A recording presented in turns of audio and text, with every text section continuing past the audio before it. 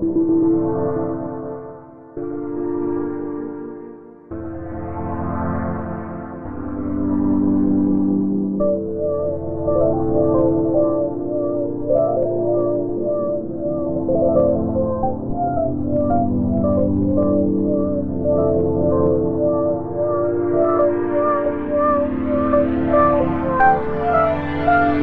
see you in another life, brother.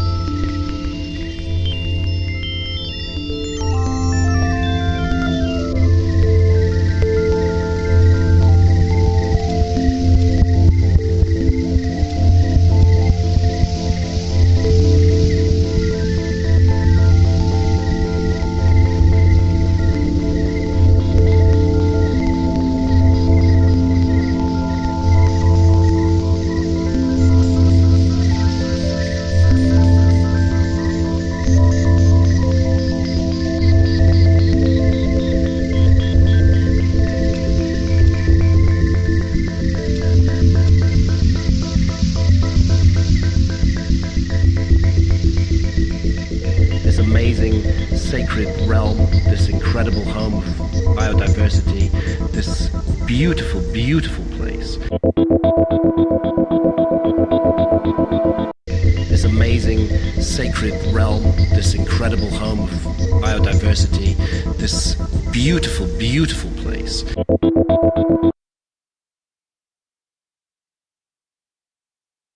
This amazing sacred realm, this incredible home of biodiversity, this beautiful, beautiful place.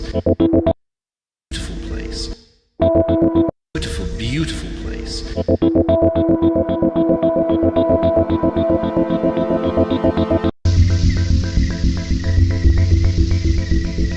This amazing sacred realm, this incredible home of biodiversity, this beautiful, beautiful place.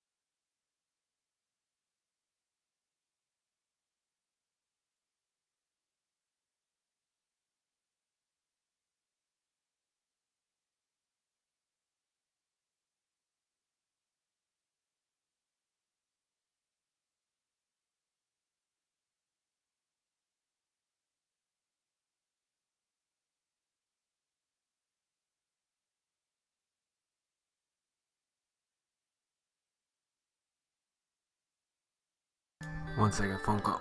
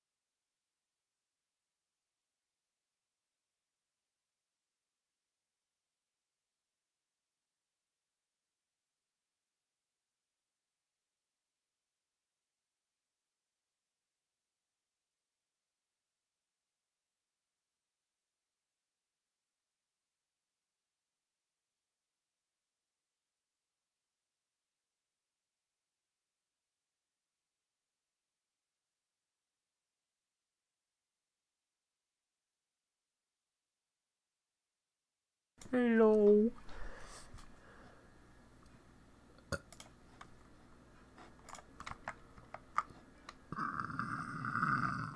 Alright.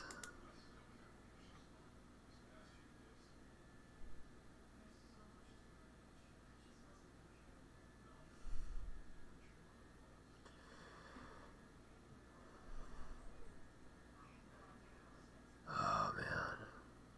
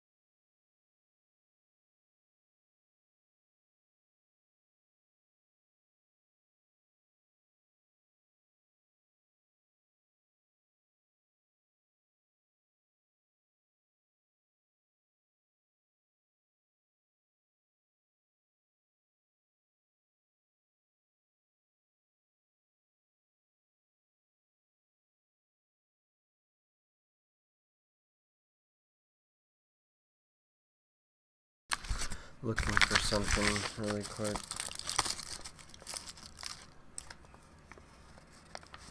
Where could I find that?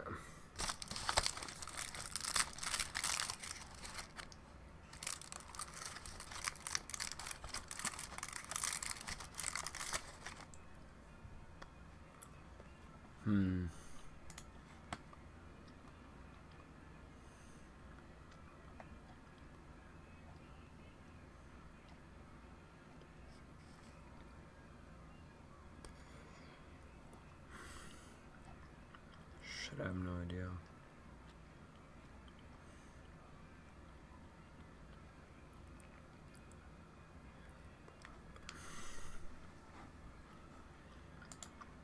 I was looking for like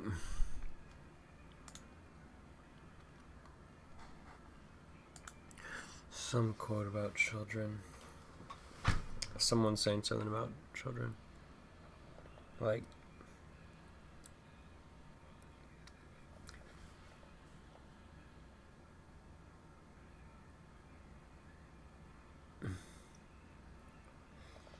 a father talking about his son, or a mother talking about, you know what I'm saying, about their child. Like saying, it's like saying something like, she's everything to me, or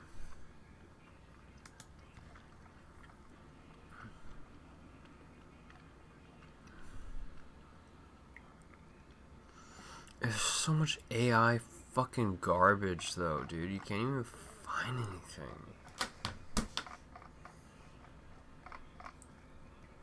Literally, dude, every single result is AI. I'm not even kidding. Look at this.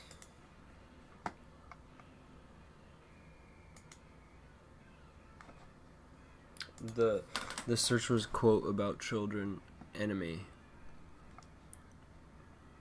It's literally all AI. There's not a single. Maybe this one isn't. You can tell though. Like they're literally all the same. You know, maybe a couple here. But dude, look. There's 0 faces.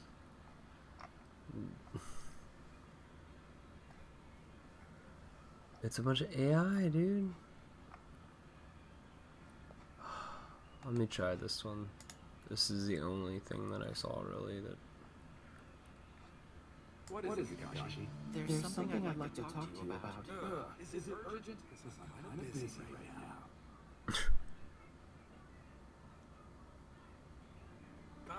Wait. You're already here. Just speak your mind. But I don't want to interrupt all your important business. You know, on second thought, there's nothing more important than students like you. Besides, I know you. You haven't spoken to anyone today, have you? You know, you really should talk to other people every day, even if it's just small talk. Otherwise, your hearts grow dark and sullen. Talking to others builds bonds of friendship and camaraderie. It broadens the mind and it makes you feel grateful to be alive. That's the kind of creatures we humans are. Jiraiya. Probably gonna get a copyright strike for that. I mean, it's on YouTube.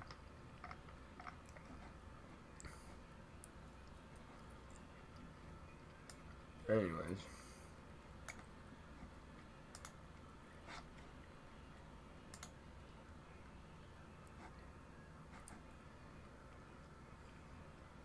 Let me try this.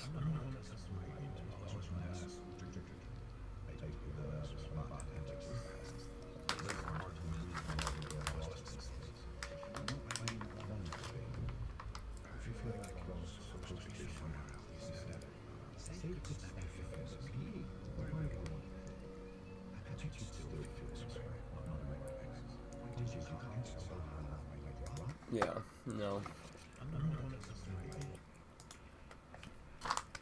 Alright.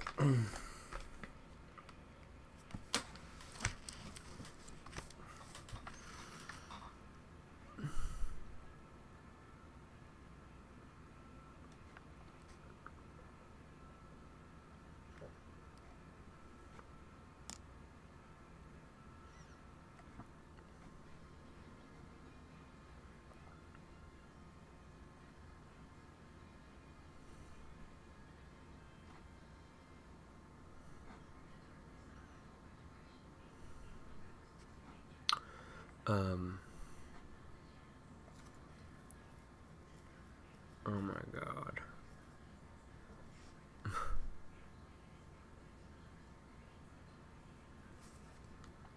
That's not fair. That's not fair.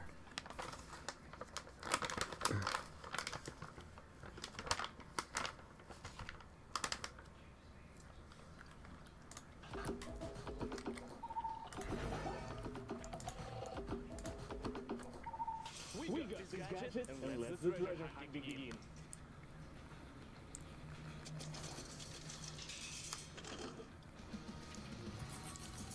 Just plastic. Look at this. What is this? It's a battery charger? Shaker, I guess. Treasure.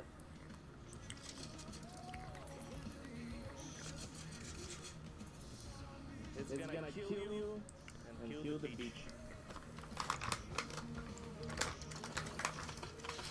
Look.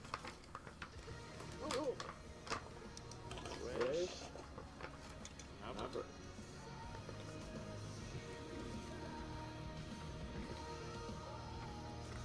Alright. Oh, look. I didn't look. No way. This is really one. Look at this. But still. Awesome. Oh. What? It's a toy? What is this? Does it work? I guess it's stuck with the sand. We need to clean it, and this is the treasure. Here. Look at this. It's a cube cutter. Wow. Who got it? And kind of expensive. Treasure! This is where we can find some treasure. Dude, 4 legs. It's the weirdest brush I've ever seen. Or maybe it's not a brush. Maybe it's for... Let me know in the comments what it is about. Oh my god. I already can see so many trash here. It's plastic. Again, plastic. What is this? I can see opener. Not bad. Treasure! Oh! Look. Kind of game when you put it in the mouth and try to explain something. Or something like that. Better hope that's what they were doing with it. As we did it before. Common thing on the beach. Does it work? Fix that. Treasure. A lot of leaves. What? Egg? The hell? It's not an egg. It looks real, but it's fake. I don't know. Who used this as a fake egg? Oh, look. I guess I found something. No idea. What's up, guys? Look at this. I found this thing here on the beach, and it looks very weird. It do some kind of suction action, and I'm not sure if I can call it treasure, but maybe. Let me know in the comments. I don't trust like that. Bullshit. Lies. Wait. What? Look at this! It's a plastic! It's trash.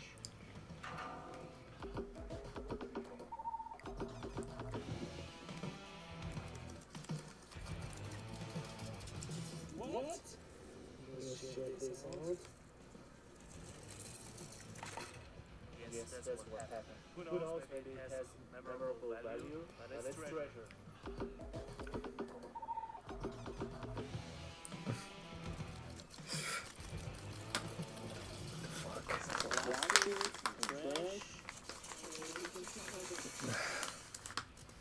Bond. Okay, I think it's a tool. Butt plug. Have it. Treasure. You already showed that. What the fuck?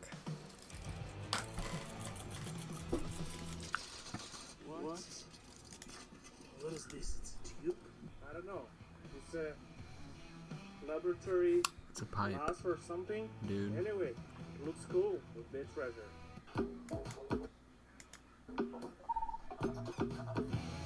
Stop showing that shit. Why? Why? Why? Let's take a look. What is this? It's for an iPhone? Shall we test it? Can you imagine that it works? Look. Oh, look! It shows the temperature. 97.7 Fahrenheit. Wow, nice. Oh, I hate that Oh, shit. look. Alright. Come. I just wanna see if I he thought it finds was anything scissors. good. I can't do it. I can't do it though. I'm sorry, dude. But check it out if you want to finish it. Archie 5 reacts. I spent all day and you won't believe what I found on the beach. I can't make it all the way through. I'm sorry. I'm sorry.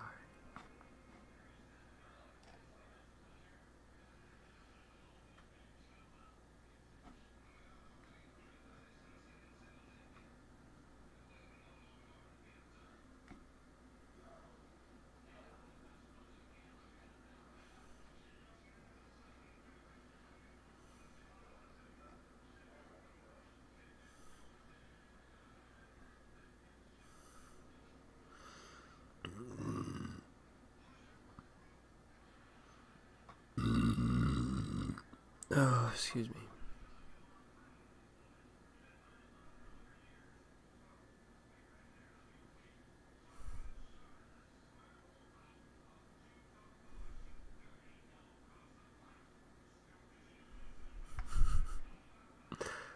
The what? IPCAC? Car wash? What the fuck?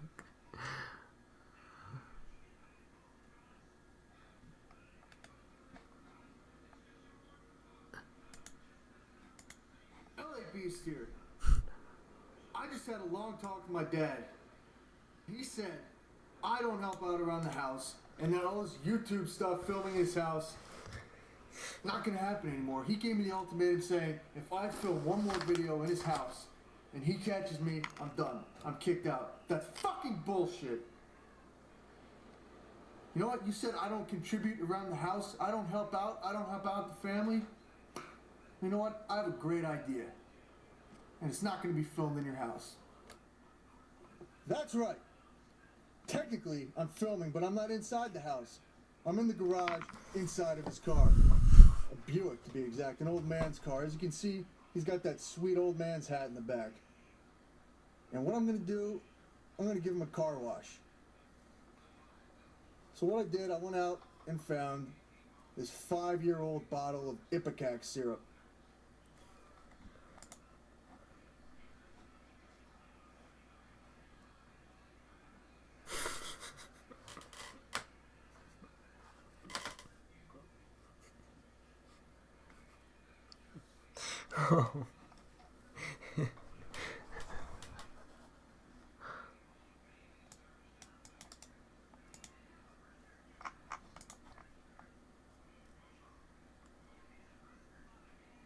And what I'm going to do with this, I'm going to drink it down.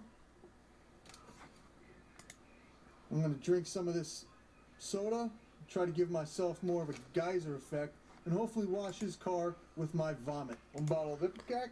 Jesus. Cheers.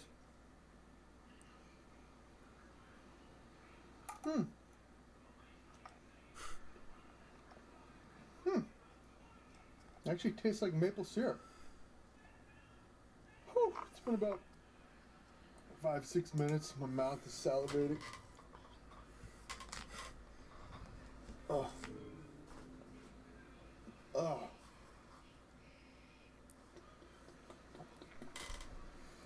Oh yeah.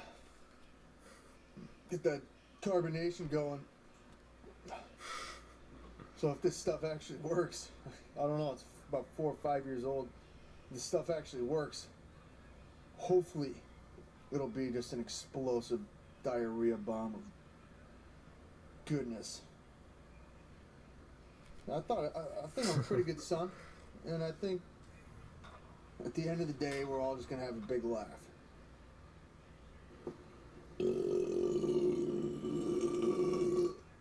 Oh, I don't feel so good. I don't feel so good.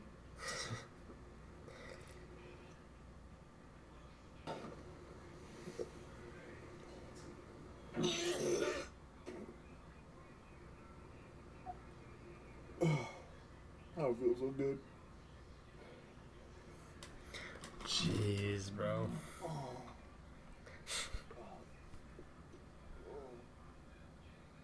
That's not good.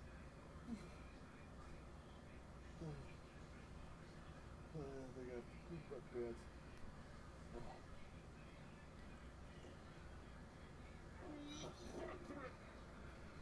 Oh my god, dude, his car. Oh my god. Oh yeah.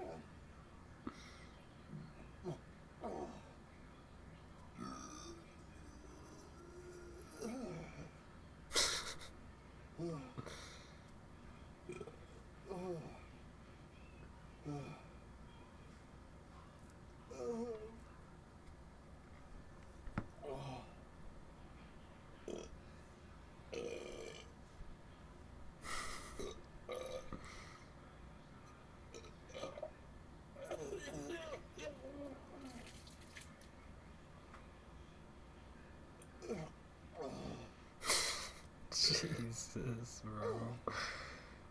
That's crazy.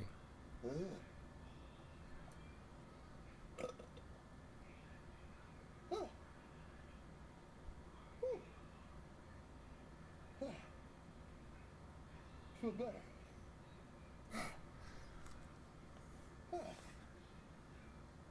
Well, I guess the pickaxe syrup does work.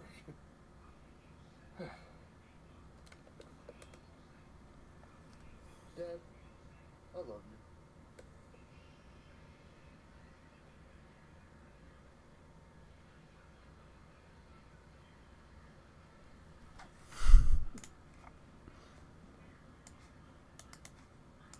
Fucking hell, he's... What a guy.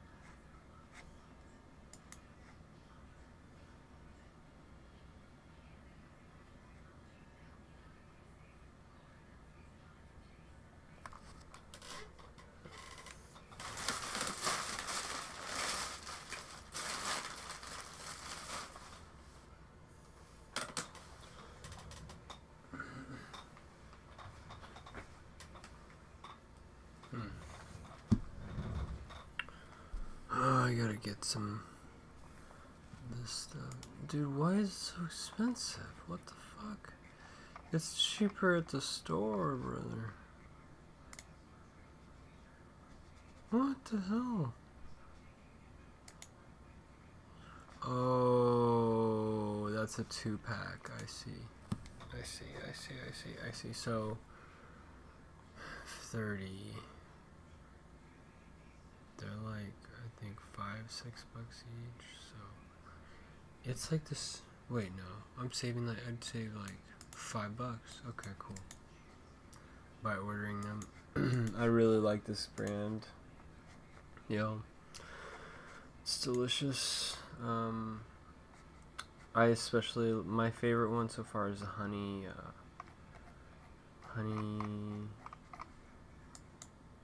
shit, what's it called? Chipotle honey, I think this is the one.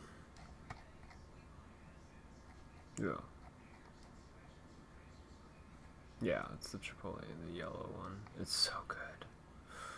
It's so good. I really want to try the really hot ones too, so I'm gonna have to order the how much? $50, man. That's for a lot of turkey though.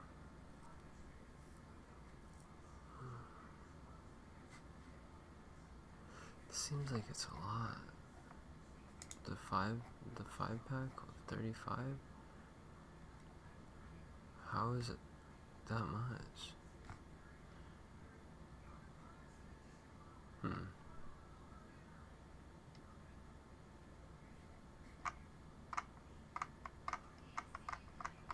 Cause I'm saying like 2 4-packs, two 2-packs is $15.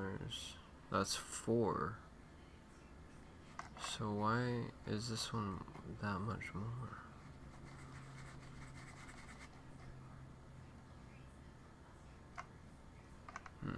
I wonder if the hot one is more expensive, maybe? I don't know, man.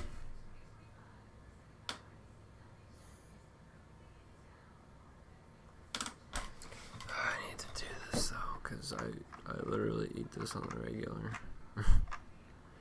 And I'm sick of... I'll do it when I get paid or something. You know, if I have that much, I should have just ordered the one I like. The honey chipotle, that shit's so good.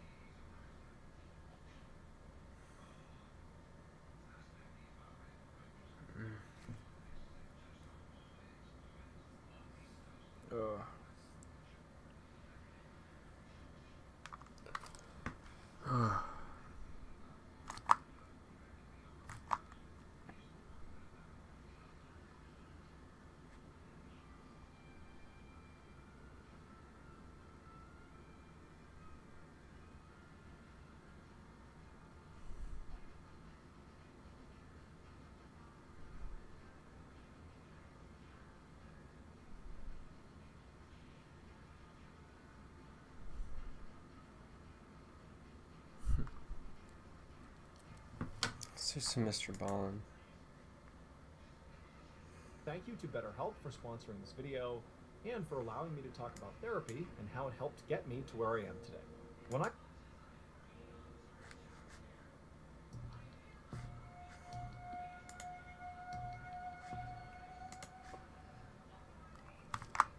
One morning in the spring of 1959, a middle-aged civil engineer named Wu Chiu biked through his rural town in Taiwan. Wu He was on his Chiu. way home from work, and normally he sort of enjoyed this bike ride home. He would take his time and look at the beautiful temple and all the marketplaces, but today he was not looking at the scenery. He was in a huge rush. because he had gotten word that his wife had become horribly sick. And so Wu is pedaling as fast as he possibly can, trying to get home to his wife to help her and take care of her. But as he got to his neighborhood, he started to realize that he was really gassed. Like, literally pedaling to his house was just unbelievably exhausting. Now, he was sort of sprinting, but at the same time, Wu was a pretty athletic guy, and so this type of a ride was something that he should have been able to handle. But it just sort of seemed like there was a weight attached to him, like he was pulling an extra 100 pounds or something. But regardless, Wu pushed through the pain, knowing he had to get to his wife at all costs, and he turned the corner onto his street, and as he was making his final approach to his house, he saw one of his neighbors. And even though Wu was completely in a rush, he was also very polite. And so even though he's like, sweating and hustling, he still took the time to turn and waved to his neighbor. And his neighbor, who clearly looked at Wu, made eye contact with him, saw it was Wu. Instead of waving back, they kind of scowled at Wu, like they were disgusted by him. They didn't wave back, and they turned and just went the other way. And Wu's like, what was that about? What did I do? But again, Wu has to get home, so he sort of wrote that off, and he's like, okay, keep on pedaling. He gets even closer to his house, and then it just so happens another neighbor comes outside, and again, Wu's politeness comes through, and he's like sweating profusely. He's like, hey, how are you? And this neighbor as well looks at Wu with this look of total disdain on their face. Like there's something wrong with Wu, and Wu's like, what did I do? What's going on here? And so that neighbor does not wave back. They go back inside their house. But again, Wu really can't focus on this weirdness with his neighbors. He needs to get home to his wife. And so again, with his heavy legs, he finally gets to his house, parks his bike, and runs inside to see his wife. Wu would find his wife in their bedroom, in bed, and she was looking very pale and sick. Her name was Lin Wang Yao. She was 37 years old. And generally speaking, she was a pretty frail person who was sort of prone to minor illnesses all the time. And so, Wu was sort of accustomed to her not doing so well. But as soon as he saw his wife, he could tell that whatever was going on with her was serious. This was not one of her typical bouts of, minor illnesses. Something was wrong here. And so Wu immediately began to tend to his wife. He made her some soup and some tea, but, Lin barely could sip either of them. And Lin also, she had this fever that just kept getting worse and worse. And, Wu was hoping she would break the fever at some point. But, all night, as Wu was up tending to her, her fever just kept getting worse. And so Wu, he really didn't know what to do. And this is 1959. They're in a rural village in Taiwan. And so it was difficult to get to a hospital. And so Wu really wanted to find a way to treat his wife at home. And he was just praying that, over the next 24 hours or so, she would show signs of getting better. But over the next couple of days, Lin did not get better. Her fever never broke. She basically stopped eating and drinking. And it was like she was drifting in and out of consciousness. And then finally, after 3 days of this, Wu knew, like, if I don't get my wife to a hospital, no matter how hard it is to do that, like, she might not make it. The primary hurdle for Wu to get... One sec.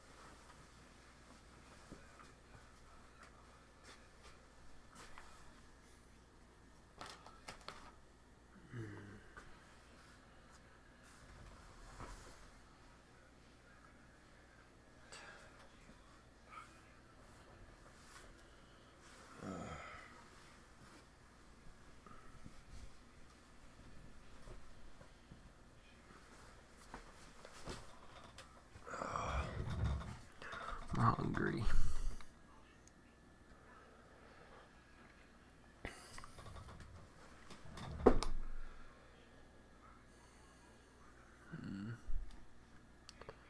Maybe I'll order a pizza.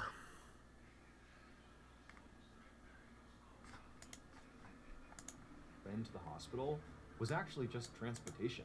He didn't have a car, but he did know that one of his neighbors on his street had a donkey cart, and so he could maybe load his wife into that, and they could get her to the hospital in the cart. And so Wu, he went outside and he found the neighbor who happened to be outside, actually with their donkey cart, and he flagged them down, and he asked them if they'd be willing to transport Lin to the hospital in their cart. But just like a few days earlier, when Wu had been biking on his street and his neighbors had been totally weird to him and sort of looked at him with these obvious looks of disgust, this neighbor, who knew Wu really well, looked at Wu and basically gave him one of those looks, like, you gross person, you know, and he turned around like he wasn't even going to talk to Wu.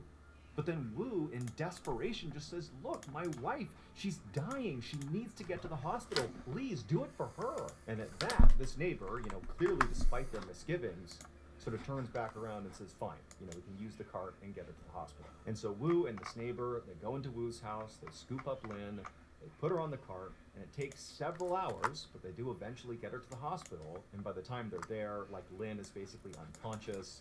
They rush her inside, and the doctors and nurses, they try to do everything they can to stabilize Lin. But as soon as she was admitted, it was like her condition only got worse and worse. And that night, she slipped into a coma, and then she died. Wu was devastated. He and the neighbor took Lin's body, put it back in the donkey cart, and brought it back to their town. And then Wu began setting up for a funeral service. So in Taiwan, it's customary during funerals to have the body of the loved one be brought into the house where it stays for 7 days before they're cremated. And so Wu, after getting Lin's body back home, he put her into a coffin, set her up in the living room, and then over the next several days, Wu was at home next to his dead wife as friends and family, and even the neighbors who, you know, clearly had some issue with Wu, they all came in to pay their respects. And while this was happening, I mean, Wu, who was already devastated at the loss of his wife, you know, as he would listen to people come in and pray over the body and sort of talk to the body as if she was still alive and talk about how wonderful she was, you know, it really hit Wu hard because it was like he was suddenly realizing how different his life was going to be without his wife. I mean, Lin was a very simple woman. You know, she was illiterate, she really didn't travel, and she was very introverted and quiet, but she was a wonderful wife. She took care of Wu, she cared about him deeply, she was a wonderful cook, and just generally, she made people around her feel safe and happy. And so, you know, Wu, it's like he just found himself over and over having these fits of just crying. He can't believe that Lin is now gone. But on the third day after Lin had passed away, so now we're about halfway through this funeral service, which takes about a week, Wu was in his living room dealing with this overwhelming sadness about losing his wife, and there's this procession of people coming in and out of the house. And as Wu was sitting there, you know, there was sort of a cadence and a rhythm to how the days were going. But at some point, it was like everybody in the room just suddenly went completely silent, and then people began to gasp. And Wu, he was sort of head down, dealing with sadness, and he sort of noticed the change in the room, and he heard people gasping, and he looked up, and he noticed a few of the mourners. They weren't just gasping, they were open-mouthed and horrified, and they were looking at the casket. And so Wu went from the mourners, and he looks over at the casket, and there, in this open casket, is Lin, except now she's sitting upright, looking around the room, clearly alive. Now, at first, Wu's reaction was, oh my goodness, my wife must have just slipped into a really deep coma. So deep that the doctors could not distinguish it from death. And so this is a mistake. Like, she was never dead. She's just, you know, waking up from her coma. But at the same time, as Wu's having this immediate reaction to seeing his wife sitting up in her coffin, he's thinking, but over these 3 days that I've not left her side, I've been with her body the whole time, she's not moved, she's not made a sound, she's certainly not had anything to eat or drink. Like, this just doesn't seem possible. And so Wu and the other mourners, you know, after the shock of seeing this sort of wore off, everybody kind of jumped into action. And they rushed over to the casket, and they very gently lifted Lin out of the casket, and they carried her over to her bed, and they laid her down, and Lin immediately kind of gestured for water. You know, she was too weak to speak. You know, she had lost a bunch of weight, but she's gesturing for water. And so they give her some water, and she sips the water, and everyone's looking at Wu like, we have to get her to the hospital. Like, what else can we possibly do? But Wu, he's looking at his wife, and she's so frail. She really seems like now she is on the precipice of dying here. And he's thinking, you know, she can't survive another donkey cart ride to the hospital. And so we have to keep her here and hope that she, you know, recovers enough that maybe in a day or two we could bring her to the hospital, but certainly not now. And so over the next couple of hours, Wu, along with some friends and family, just stayed by Lin's bedside, constantly checking on her, making sure she really was alive, and, you know, she was, albeit, you know, very subdued, but she continued to drink water and had a little food. And amazingly, over the span of only a few hours, Lin went from basically literally being dead to actually seeming to get a whole lot better. In fact, to the point where, you know, Lin was actually sitting up in bed and, you know, stretching and moving around as if she was completely fine. In fact, in Wu's opinion, it almost seemed like within a few hours, she was actually physically almost better off than she was normally when she was alive. Like, it was a miracle how quickly she was recovering. And so by that night, when Lin really did seem like she was effectively back to her normal self, you know, the mourners all left and said, okay, well, I guess Lin's okay. They left, and then it was just Wu and Lin. And Wu had no idea how to handle any of this. He was just so grateful that his wife was alive, even though, again, none of this made any sense. Like, this is so shocking. But he's just grateful that she's alive. The next day, when they woke up, Lin was so much better that she was out of bed, walking around the house, you know, really excited to face the day. And Wu's like, dude, you were dead yesterday. Like, what's going on here? But Lin said to him, hey, I want to go out on a walk. You want to go on a walk with me, go to the temple? And Wu, he's looking at Lin, still like unable to comprehend what's happened here. But he's thinking, you know, she does seem like she's in great health right now. And if she wants to go for a walk, great, I'll go with her. So the two of them went outside and they began to walk. And as they're walking, I mean, Wu, he's a pretty athletic guy, remember? He found himself barely able to keep pace with Lin, who was like speed walking towards the temple. And on top of that, as they're walking, and Wu's like, you know, gassed as he's trying to keep up with his wife, periodically neighbors would, you know, wave to Lin and Wu, and for just a brief second they would chat. And as Wu listened to Lin speak, he began to notice something really strange. That Lin, you know, maybe he didn't notice it before, but he was definitely noticing it when she was speaking to other people. She just sounded different. Like, her accent was different. It did not sound like his wife.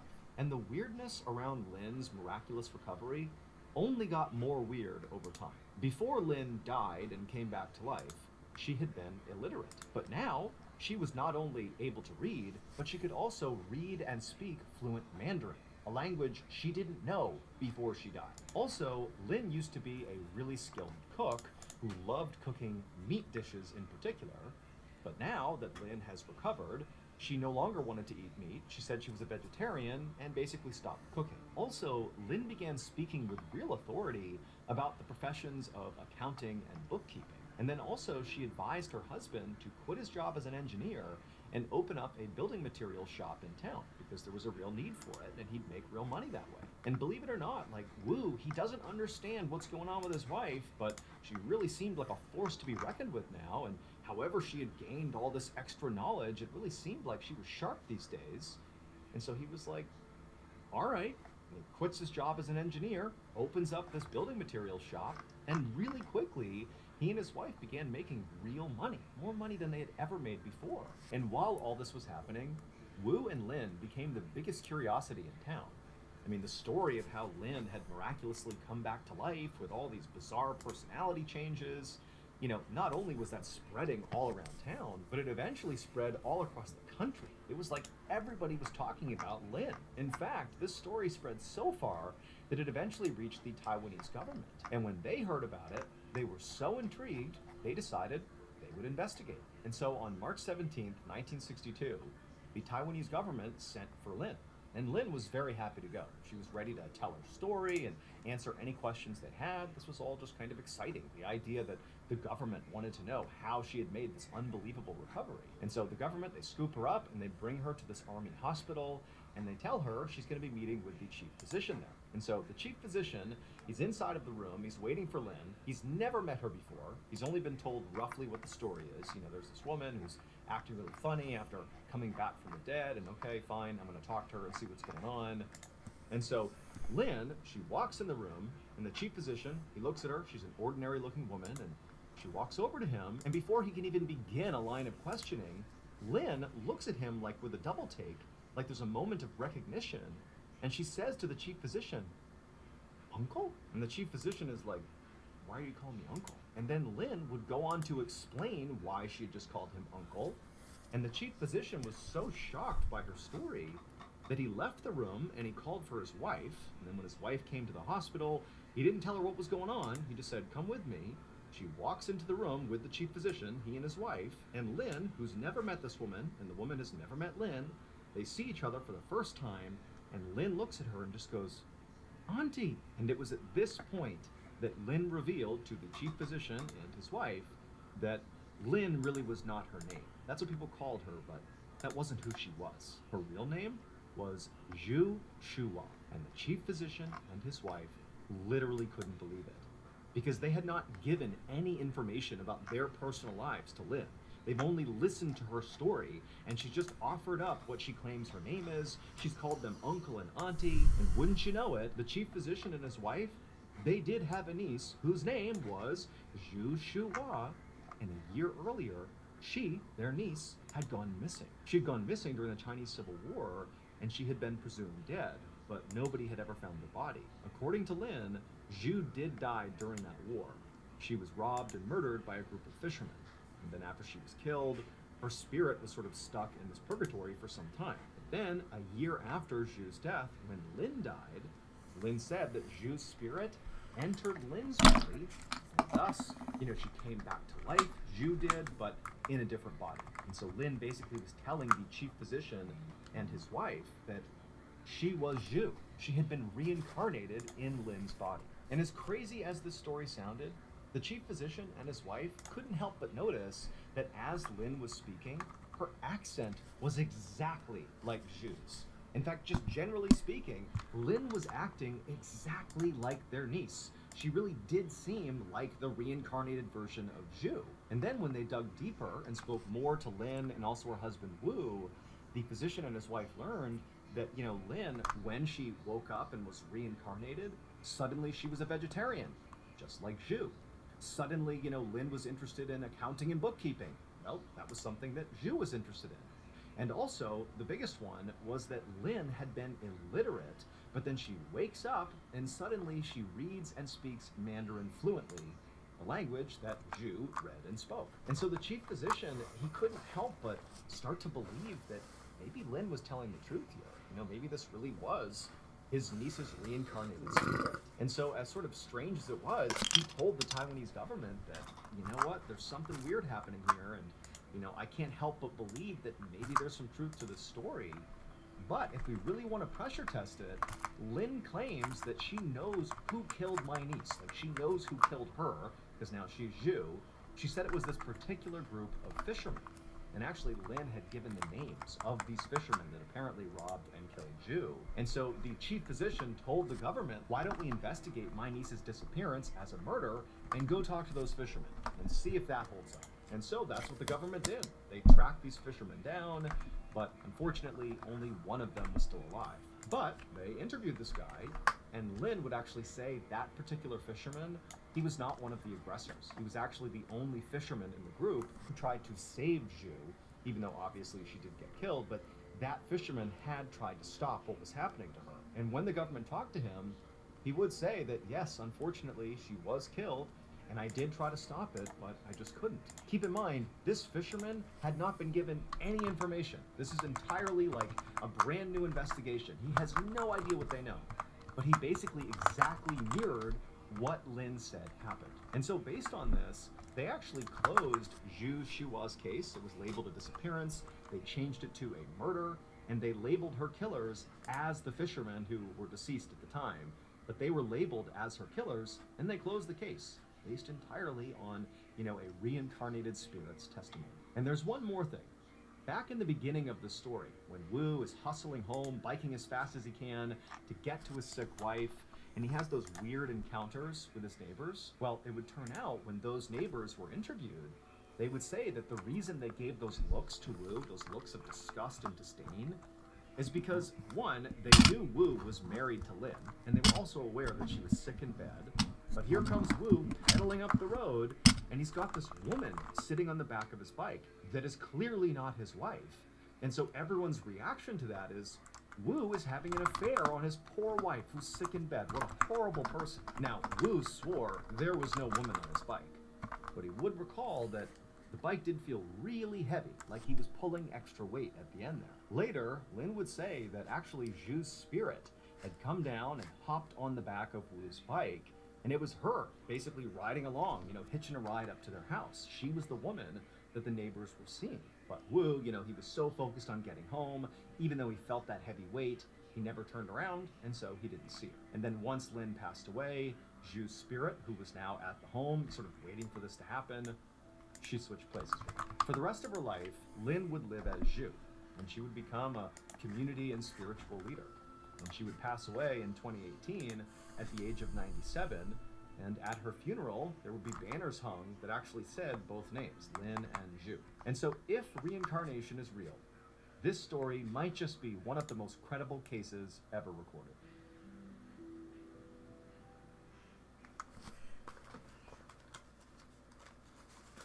Thank you so much for watching. Let me know what you thought of today's episode in the comments. And remember, we have hundreds of videos for you to binge. Not gonna lie, I was half paying attention.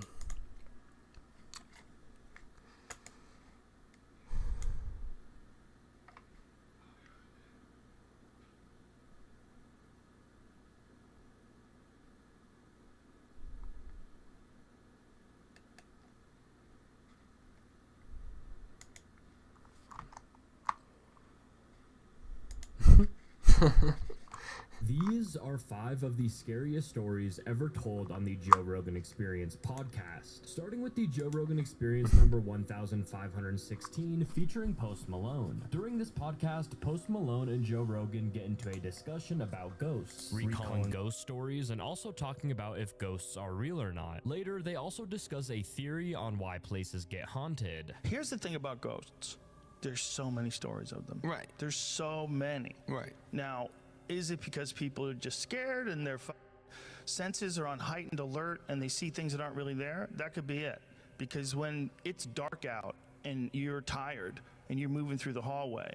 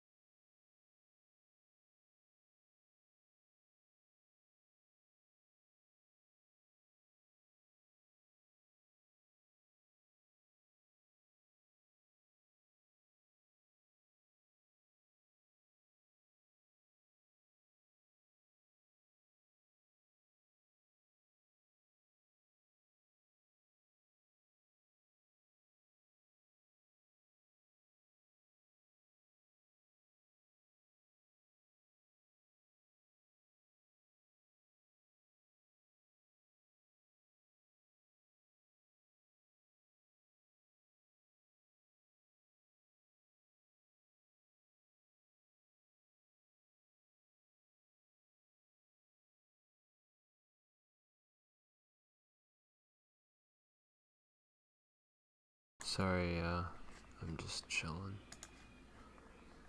Trying to chill.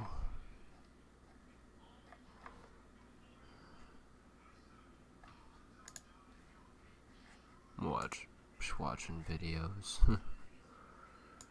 Vending machine. Probably gonna play something here in a little bit. Thinking maybe, Hogwarts Legacy or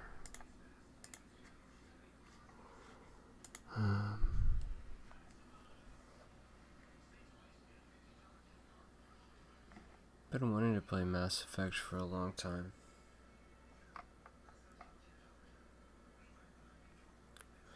Really need to try progressing in that game.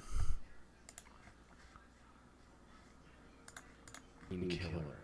On April 30th, 1985, a 45-year-old traveler stopped near a vending machine in Fukuyama, Japan. He was exhausted from work and was looking for an energy drink to help him power through the rest of the day. When he approached the vending machine, however, he noticed something surprising. A bottle of Oranaminsi energy drink was already in the pickup tray. Thinking he'd lucked down on a free drink, the truck driver wasted no time chugging it down. What he didn't know was that this would be the last drink he would ever taste. Instead of the refreshing feeling he was looking for, he felt something horribly wrong with his body. A bitter, burning sensation quickly spread throughout his throat, followed by an intense wave of nausea. It wasn't long before he was lying on the road in excruciating pain. He was rushed to a nearby hospital where doctors discovered a lethal amount of paraquat dichloride in his system. Paraquat is an herbicide that was quite common in Japan at the time. More importantly, it's also highly toxic to humans. When ingested, it can lead to severe nausea, throat inflammation, internal chemical burns, and eventually death. This is also why it's been banned completely from over 70 countries to date. Unfortunately, despite knowing the reason for his illness, there was nothing the doctors could do to save his life. There's no antidote for the deadly chemical today, let alone back then. So, after hanging on to his life for a month, the truck driver passed away on the 30th of May, 1985. At first, investigators assumed that given the nature of his work, he might have accidentally encountered the toxic substance while on duty. However, after reviewing his haul records, they found... Give me a sec. Need to get a fork.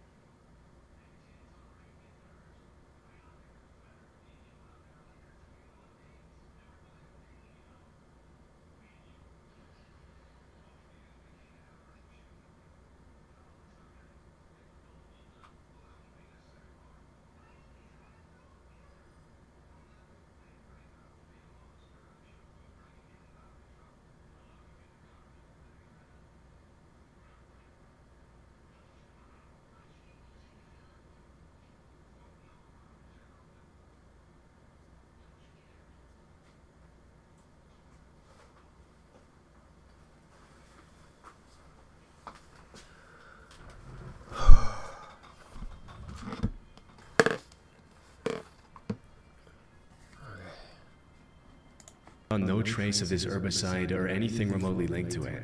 This left them with only one conclusion. The chemical was mixed into the drink he consumed just moments before collapsing in agony.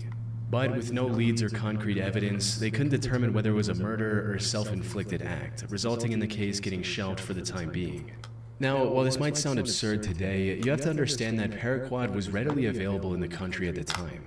You didn't need any prescription or identification to purchase the chemical, leading to over 1,400 people using it as the poison of their choice in 1984 alone. In other words, the possibility of it being self-inflicted was just as high. However, just as the investigators were about to give up on this case completely, they received tragic news. Another person had fallen victim to the same poison after consuming Oranaminsi on the 5th of September. Then another 6 days later, and one more 2 weeks after that. By this point, it was clear that someone was deliberately poisoning vending machine drinks across Japan. This was the work of a deranged serial killer. Unfortunately, this supposed killer was also extremely thorough. He didn't leave any fingerprint or DNA evidence on the drinks he tampered with, and only targeted vending machines with no CCTV cameras nearby. As for why his victims willingly drank the unknowingly poisoned drinks he left behind, that had to do with the buy one get one free promotion Oranaminsi was running around the time to entice younger consumers. However, since some people only wanted the one drink, they often left the second free drink near the vending machine as a gift for the next person. This was common enough that people didn't find the laced drinks suspicious and drank them without a second thought. Sadly, this method was terribly effective. By the end of the year, this mysterious vending machine killer had claimed the lives of 12 victims and had severely injured 35 more. But as I mentioned earlier, this killer was a master of hiding his tracks. He operated all across western and central Japan, as well as Tokyo, making it near impossible for investigators to pinpoint his location. The lack of evidence also made it difficult to figure out his motive. Some speculated that he was doing all this to extort money from Otsuka Pharmaceutical, the company that made Oranaminsi. This is because in 1984, a group called the Mystery Men with 21 Faces threatened to poison food products unless the companies paid them money. So some believed that the vending machine killer was a copycat and wanted something similar. However, this theory didn't last very long because Otsuka Pharmaceutical didn't receive any demands or extortion letters from the perpetrator. Additionally, the killer also began using other drinks, like the drink Real Gold and even Coca-Cola. Hiroaki Iwao, a Tokyo professor of criminal sociology, proposed a more disturbing theory regarding the killer's motives. He stated, "It is not uncommon for Japanese who live under tremendous pressure, both on the job and in overcrowded communities, to let out their frustrations by hurting someone else. The person responsible may even wait around to see who buys the poisoned drink. He or she may find this is a kind of exhilarating release from the tensions of life in Japan." But even if this was the truth, it still didn't bring investigators any closer to catching the suspect. Left with no other options, the authorities turned to the public and launched a nationwide campaign on the 27th of September. They placed signs and distributed leaflets telling people to avoid suspicious free drinks and to properly inspect the cap seals on their beverages before consumption. They also instructed vending machine owners to investigate their stock for any anomalies and told chemical shops to monitor their customers more closely. It's unclear how effective this campaign was, as the number of victims kept increasing even after its launch. But then something unexpected happened. On the 17th of November, the murder spree stopped completely after the death of a 17-year-old girl. She was the only female to have died from the poisoning. It's possible that the person who committed these atrocities had a moral code against harming women, though that's nothing more than a baseless speculation.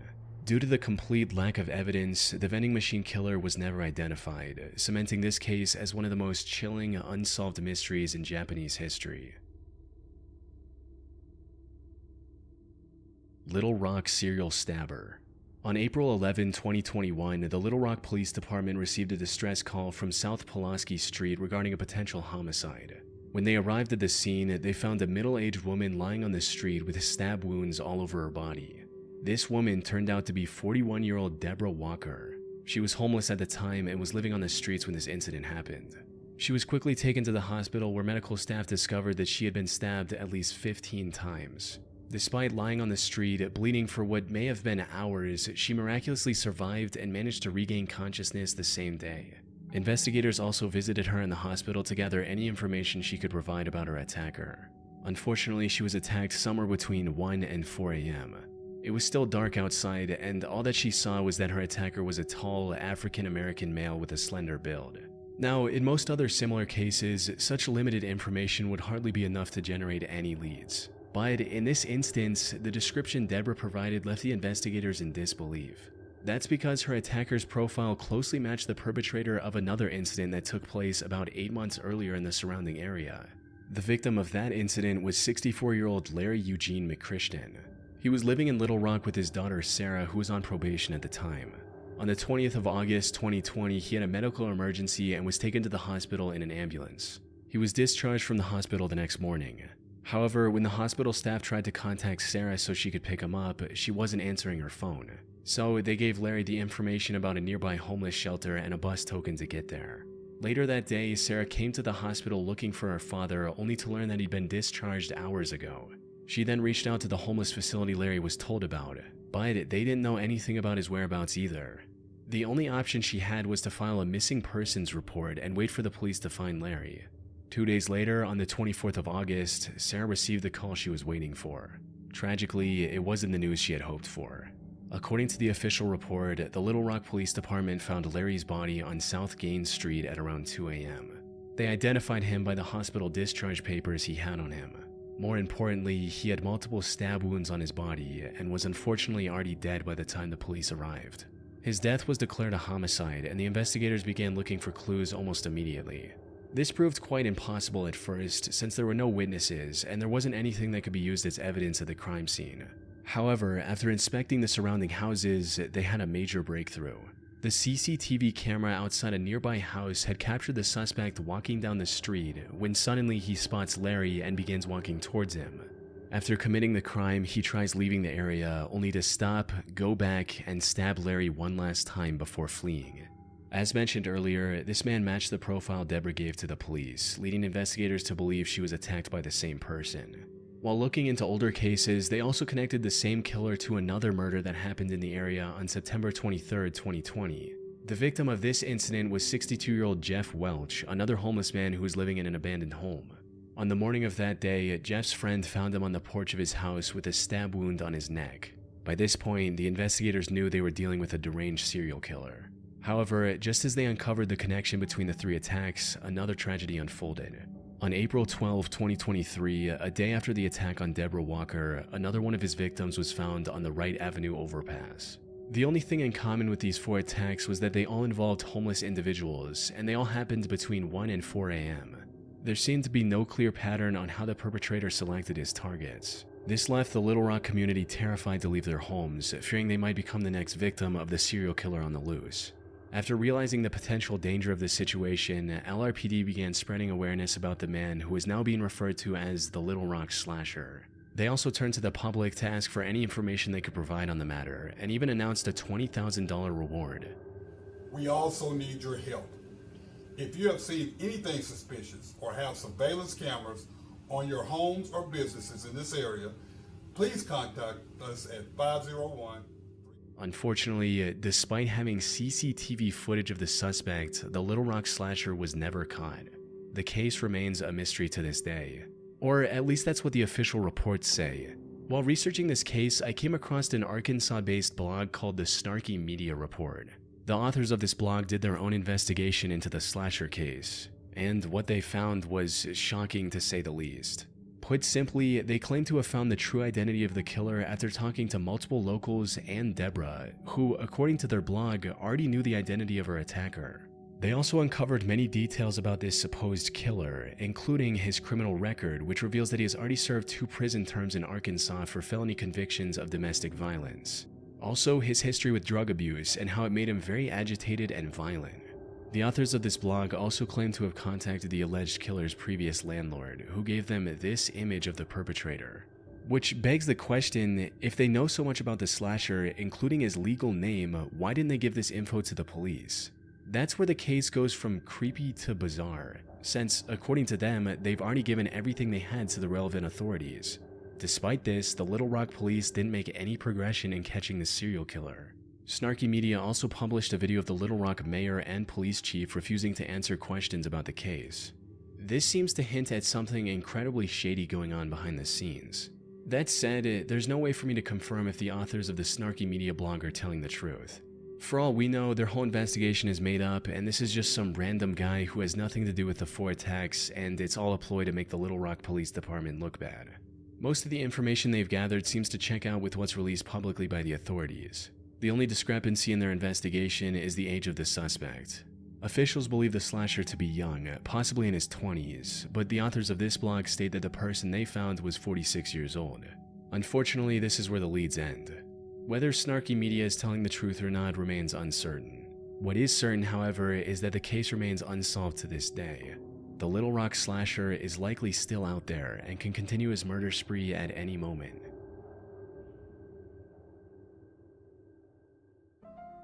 Thanks to Trade Coffee for sponsoring this video. I never considered myself much of a coffee person, but recently I found myself getting really into it, though I quickly found out that it can get extremely expensive if you want to get the good stuff. I'm talking like somewhere around $8.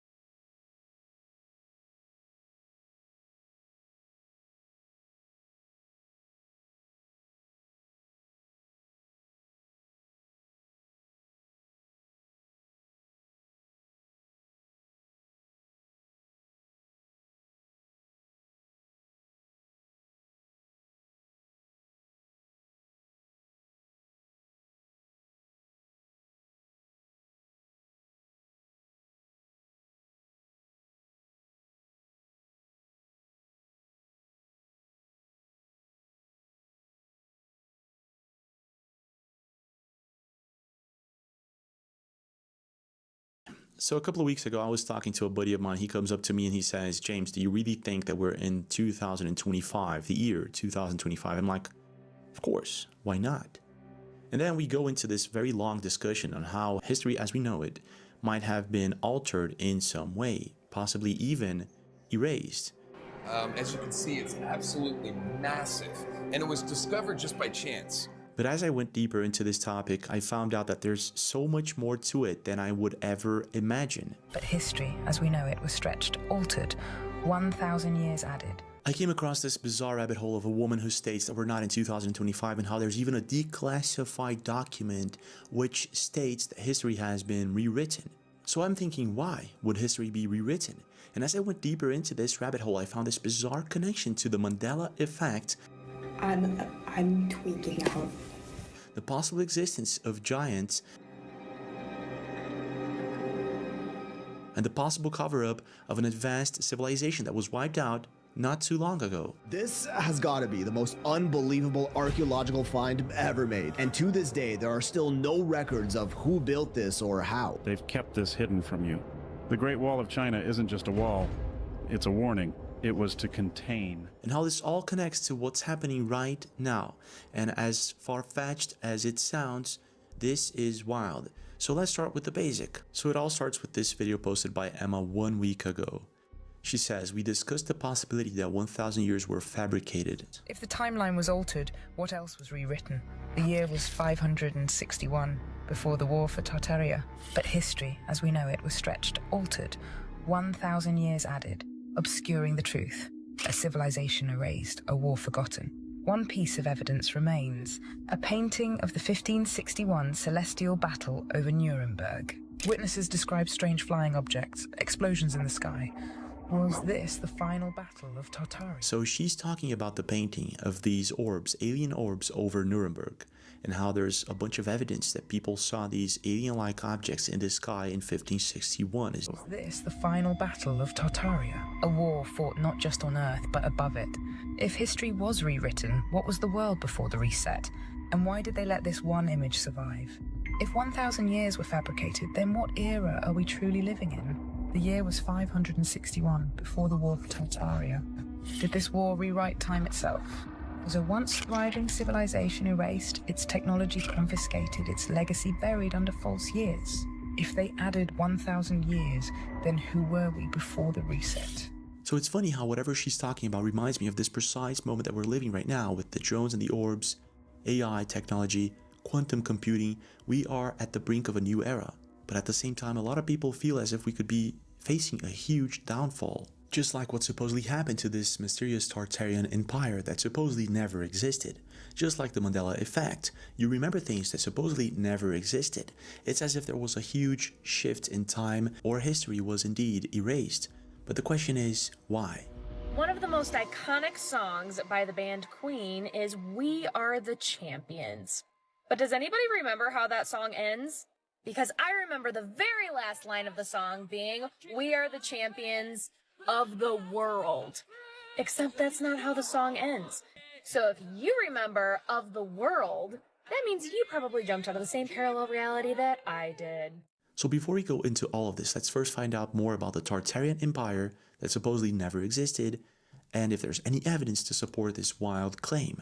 So the first thing I found was this video that explains quite well what the Tartarian Empire theory is, posted by the Emerald Stories in 2024. They've been hiding the true answer to this question from us. Why are these doors and windows halfway in the ground?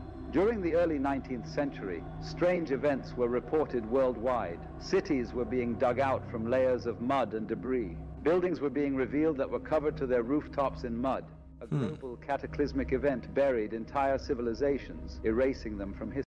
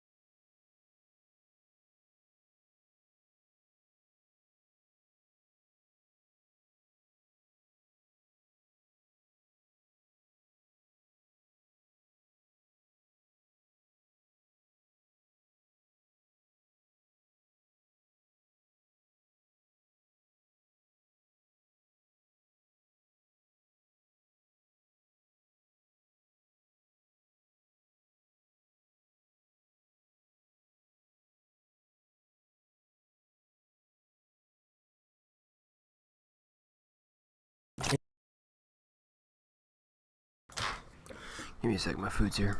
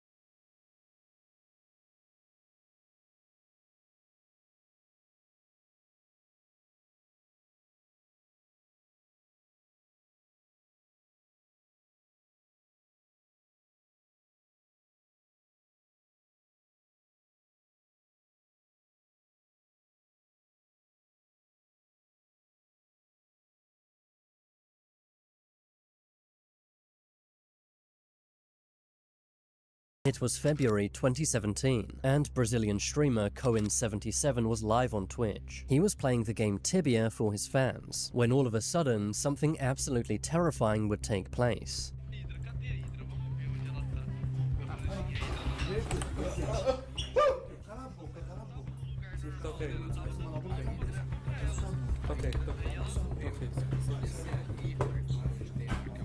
Out of nowhere, two armed men appeared behind Cohen. The streamer lets out a scared gasp, but manages to remain calm, before being walked off camera by the two men. Viewers in the live chat were stunned, with many thinking this was a set-up prank. Unfortunately for Cohen, this was totally real. After the two men walked him off camera, they searched his entire house. Before the stream cuts off, one of the two men wearing a blue hoodie can be seen. However, the camera was too low to capture his face. After the stream cut out, Cohen's viewers were very scared, thinking the two men might have harmed him or his family. But the streamer later made a post on Facebook, saying that the men did not hurt him or his family, and instead just took their belongings and car. He also expressed his thanks for his viewers' support. It was a horrible and scary situation, but thankfully Cohen and his family made it out okay.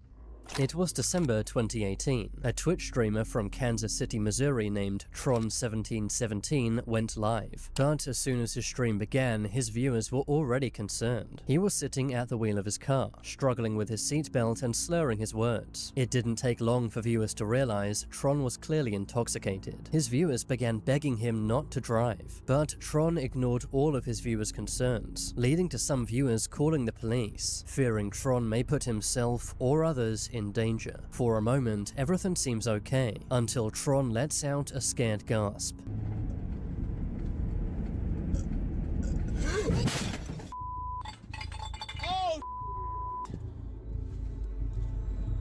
He can then be heard cursing just before the stream cuts off. Understandably, his viewers were very concerned, fearing he might be seriously injured or worse. Thankfully, Tron was uninjured in the crash. He had hit a light pole and got a DWI charge, after his own viewers called the police. Tron also received a temporary ban from Twitch. Thankfully, in this case, no one was hurt, but things could have been so much worse.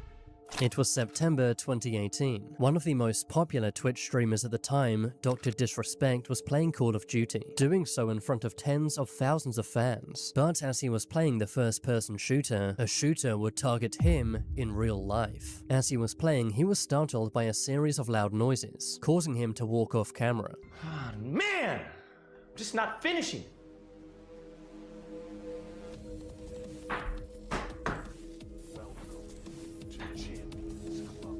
When he came back, he was visibly shaken. He had taken off his costume and was out of character, telling his viewers he had to end the stream. Ladies and gentlemen, I gotta end the broadcast right now. Someone shot at our house, broke the upstairs window. This is the second shot. Someone shot yesterday at our house, and someone shot again right now and connected with the house upstairs. Right? You're driving by. Right? You Dr. Disrespect was visibly irate, which is understandable as his wife and child were at home, and could have easily been injured or worse. Months earlier, Dr. Disrespect had been a victim of swatting, a crime where people make fake police reports, causing a SWAT team to raid the victim's house. This shows how dangerous live streaming can really be. Soon after the shooting, Dr. Disrespect moved house, and has since been very careful to never show off his house, his street, or the neighborhood he lives in. It was December 2022. A YouTube streamer from Northern Ireland named VoteSaxon07, whose real name is Stephen McCullough, went live, playing the game GTA Vice City. The stream began at 6 PM, with Stephen staying live for about 6 hours until midnight. What more could you want for Christmas other than an evening with your old pal Stephen? The stream was fairly mundane, but while Stephen was streaming, his girlfriend Natalie McNally was experiencing something truly horrific. The morning after Stephen's livestream, he woke up to a flood of calls and messages, with friends and family asking him about Natalie. The night before, she had been at her parents' house to watch the World Cup final. The match ended at 6 PM, and soon after, Natalie had driven back home. She lived alone in Northern Ireland with her 2 cats and a dog. But the next day, no one could get through to Natalie. Her parents had texted texted her the following morning to check she'd got home safe, but uncharacteristically, Natalie had not replied. She also did not show up for work and was not answering any phone calls. She was also 15 weeks pregnant with Stephen's child, so understandably, friends and family were very worried. After learning Natalie was missing, Stephen drove to Natalie's house, which was about 20 minutes away from his. When Stephen arrived at Natalie's home, the door was wide open, and when Stephen walked in, he found Natalie's body. Investigators found the crime took place on December 18th, shortly after Natalie had returned from her parents' home. Because Stephen had found her body, he became a lead suspect, and he was soon arrested. However, he was soon let go, as he had a very strong alibi. According to the post-mortem report, Natalie was killed during the same time Stephen was live streaming from his home, meaning Stephen could not have been at the crime scene. Investigators also found a text Stephen had sent to Natalie at 5:57 p.m., reading, "Right, I'm off to stream the night away. Wish me luck." To which Natalie replied, "I might have a peek at your live stream later." This was enough to rule Stephen out, but it left police with absolutely no suspects. Stephen did give police the name of one person he suspected, but that lead went nowhere. However, a few days later, police found this surveillance footage, showing a man wearing dark clothing and white shoes heading to Natalie's house. This happened at 8:52 p.m., and 40 minutes later, the same man can be seen walking away. Given the timing, police determined this was Natalie's killer. The man had the same height and build as Stephen, which made him a suspect once again. But police were confused. If Stephen was indeed the killer, how could he be in two places at the same time? Police announced a £20,000 reward for information, and continued investigating various leads. Investigators made several arrests, and even found the knife used by the killer. But all of these leads turned out to be dead ends, and they still had no idea who the killer truly was. That was until January 31st, when Stephen McCullough was arrested yet again. Police had figured out that his alibi, the live stream, was totally fake. While it did go out as a live stream, the entire thing had been pre-recorded. Police found the original recording on Stephen's computer, which had been made on the 14th of December, 4 days before the crime. A taxi driver had also come forward, who said he picked up someone who looked like Stephen near the scene, picking them up at 9:30 p.m. and then dropping them off at Stephen's house, with the passenger even entering Stephen's home. All this evidence pointed to Stephen being the one behind the killing. The live stream also proved the crime was premeditated. Watching Stephen's live stream back, you can find various ominous clues. The stream was titled The Violent Night Christmas Live Gaming Stream. At the beginning of the live stream, Stephen said he was having technical issues, which he used as an excuse as to why he wouldn't be able to read the live chat.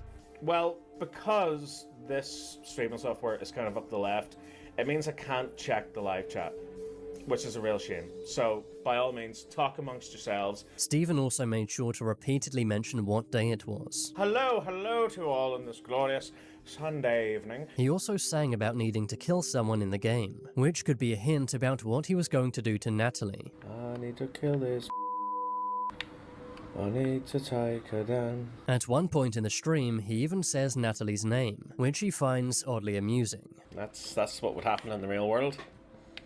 Abso-not-ly. Abso-not-ly. But the most egregious hint happens midway through the stream. While Stephen was taking a break, the movie poster for No Time to Die comes up on screen. Stephen claimed this was an accident, saying that he had dropped his controller, which had made the graphic come up. But since we now know the live stream was pre-recorded, this means Stephen edited this graphic in on purpose. The movie poster comes up at around 9:15 p.m., which is exactly when Stephen was at Natalie's house, meaning this was likely a disturbing hint. Stephen was likely so brazen because he thought he had the perfect alibi, and to be fair, he nearly did get away with it. The most eerie part is the text from Natalie, saying that she might watch the live stream, meaning that she might have been watching Stephen when he entered her home. Stephen has been charged with her murder, but years on, is still awaiting trial. It was January 2021. German Twitch streamer JDN was streaming as she normally does, which is when she got a phone call from her dad. She answers the call, but when JDN hears the voice on the other end of the phone, she is visibly disturbed. Oh wait, my dad is calling. Hold on. Hallo Papa. Instead of her dad, she hears the voice of another man, who tells her that he's with her father. The man goes on to say that if JD doesn't remove her clothing live on stream, he will end her father's life. Despite being terrified, JD keeps composed, but she is visibly concerned. The man on the phone then gets very angry, and begins shouting and cursing at JD. JD confirmed her father and family were safe, and then contacted the police. It turned out the man on the phone was JD long-term stalker. He had somehow spoofed her father's number, making it seem as if he was there with JD dad. Unfortunately, this was not the first time JD had dealt with stalking. The same stalker had sent 25 pizzas to her house. And the person ordered 25 pizzas from me. What the actual is wrong with you? She had also had the fire department called to her house after the stalker called saying that her apartment was on fire. Police did investigate the very creepy call, but unfortunately, the stalker was never found. It was November 2014. A man named Benjamin Bennett was streaming his very bizarre series, called simply Sitting and Smiling, where he does just that. Every week for several hours, Benjamin would sit and smile at the camera, not talking or moving. Benjamin's streams were a piece of endurance art, which is where an artist endures an unpleasant activity for a long period of time. Almost all of Benjamin's live streams were totally boring and mundane, which was kind of the point, but this would change on November 25th. Around 2 hours into the 4-hour live stream, a burglar can be seen opening Benjamin's door. Hello?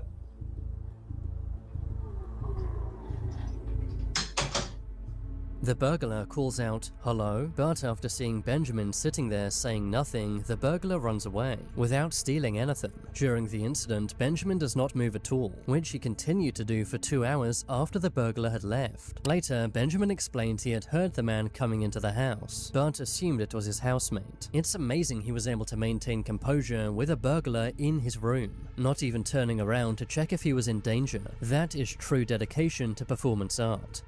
It was 2020. A Twitch streamer named I'm Jasmine was in Japan. Everything was normal at first, but as she sat down to eat, something bizarre happened. A strange man stops in the street to talk to Jasmine. Hello. Hello. Hello. She tells the man she's on live stream and to please leave her alone, but that's when the man gets way too close. Thank you so much. Oh, hi. Hello. Hi. Oh my god, why are you touching me? No, come on, stop. I'm sorry. No. No, yeah, this is live stream. She tells the man to stop many times, but he totally ignores her. No, don't stop, man. Man, stop touching me, man. No. At this point, Jasmine decides to go home. Oh my god, man, I gotta go. Stop following me. Oh my god. I hate this guy. But now knowing Jasmine is going home, the man tries to stalk her, possibly to find out where she lives. At this point, Jasmine begins to cry. Always been feeling unsafe. And I hate that because, like, I want to be able to, like, stream on myself and be okay. Not, like, leave and then 5 minutes later someone touches me weirdly, like, all the time. Thankfully, the stalker eventually leaves. A few days later, Jasmine posted a video talking about the incident, saying that at first she was laughing as a defense mechanism, when in reality she was shocked and scared. It's scary the man did this knowing he's being live streamed. It really makes you wonder what he might have done if there were no cameras at all. It was September 2021. Popular streamer Trainwrecks TV was streaming from his apartment. It was a pretty mundane stream, with him simply talking with his live viewers. But that's when something deeply unsettling takes place. A bright green light was shined into his apartment. I answer the call, he lets this beautiful streak out. T-Dub?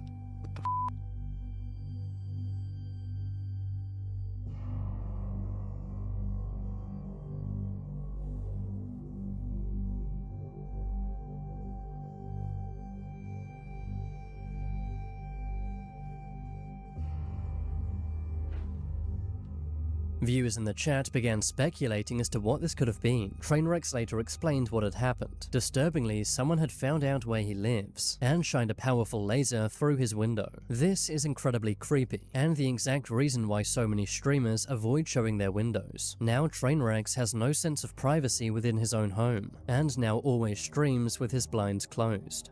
It was 2019. A streamer named Ellie Gatto is walking around the streets of Japan. But that's when Ellie and her friend notice a creepy man has been following them for some time. Let's go this way.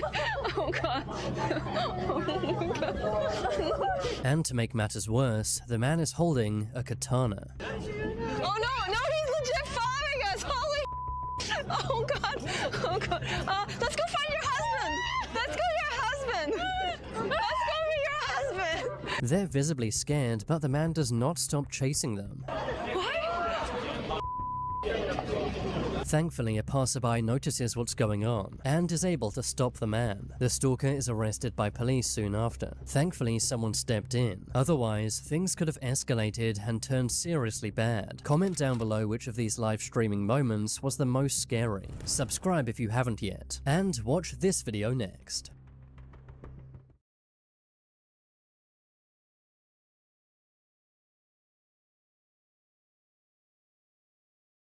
Digital camera of the time, the photograph captures what seems to be a ghostly figure in a white dress, standing solemnly in a small old cemetery in southern Alabama. Slaptown. The poster notes that most of the pictures taken that night featured near orbs. This particular image stood out dramatically, revealing a figure that they believe appears to be a small child. The setting of the photo is as haunting as the figure it captured. A quiet cemetery under the cover of night, illuminated only by the flash of a camera. The presence of the apparition near the graves, particularly one of a young child from the late 1880s, only intensifies the eerie atmosphere. Despite the clear depiction of this spectral figure, those present at the time...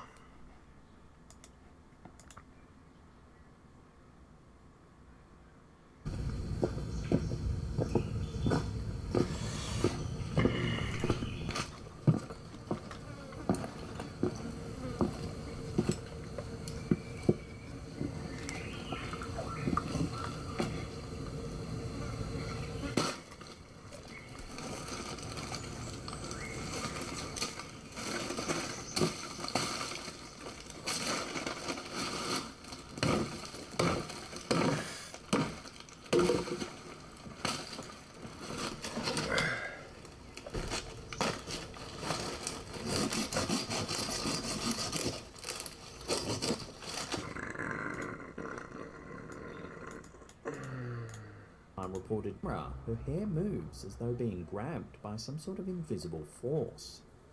Take your breath away! Take your breath away, right? Did it take your breath away? To make this event even creepier, the uploader notes that the waterfall where this video was captured is situated above a Native American burial ground. Unfortunately, apart from that, there's no other information on the location or the history of the area. The way the girl's hair moves certainly seems unusual, but is it the result of something paranormal? Watch the clip again, and judge for yourself. Take your breath away, right? This video was uploaded to Facebook by user Rick Wade. In the clip, it seems as though he's been spooked by something and is panning the camera around the room. The uploader begins to focus his attention on a closet door that's partially open. The uploader then begins to sweep the camera back around the room towards the bed. That's when he captures something rather strange.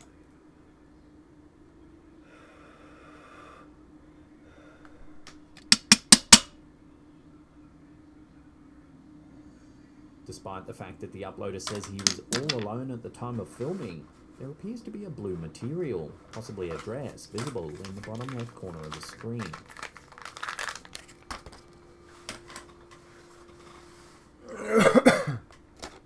What do you think this possibly could be? Has the uploader managed to capture a ghost on camera? Or could there be another explanation for the strange blue material? Let your theories rip with one another down below.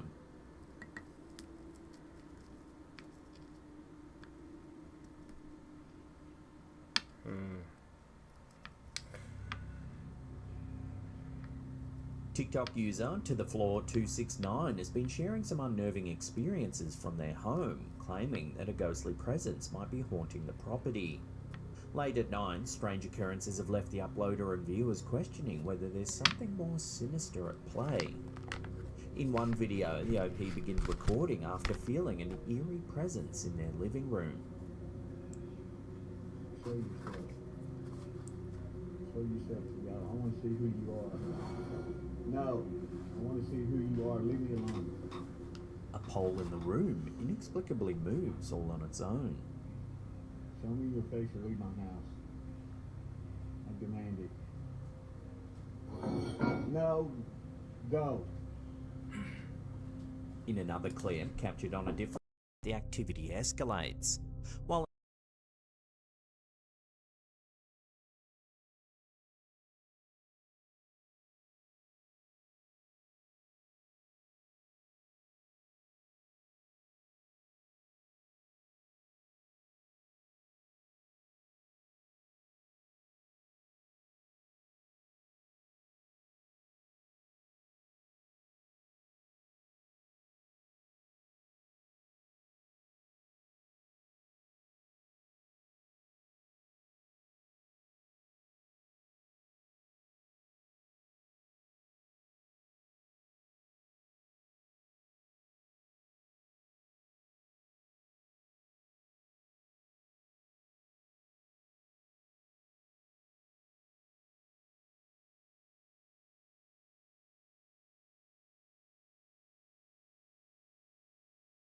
in the kitchen, the OP spots something strange outside of the window.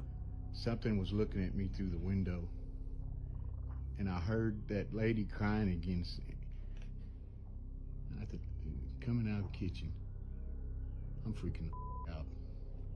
Although the video itself doesn't capture the sound, the uploader claims to have heard a woman's screams just moments before. As they continue filming, the situation takes a chilling turn. Watch. No, no, no. A knife suddenly flies across the kitchen, passing dangerously close to the uploader. No, no, no. These eerie events have sparked a lot of speculation among viewers. Is it truly a haunting, or is there another explanation? With more unsettling clips emerging, it seems like this haunting mystery is only deepening. No, no, no. I was scared, but I was not scared.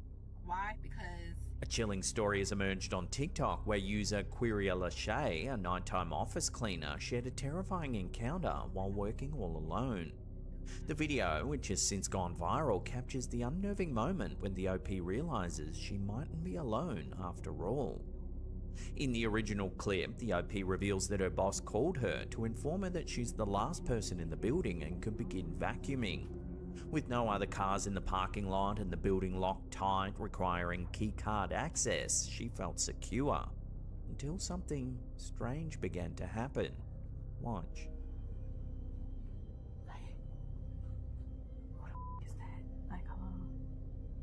While working, she notices a mysterious figure sitting in a booth. what the f is that? Like, they just sitting there. The person isn't using a phone or moving, and oddly enough, they don't show up on any of the building's security cameras. The OP reports the incident to a colleague who checked the cameras and confirmed there was no sign of anyone else in the building. Terrified and unsure of what to do, she hides in a supply cupboard, waiting for her colleague's return, planning her escape. I'm about to look at the cameras, and I was like, there's no cameras in that hallway. Plucking up courage, she checks the hallway and sees there's no one sitting in the booth anymore.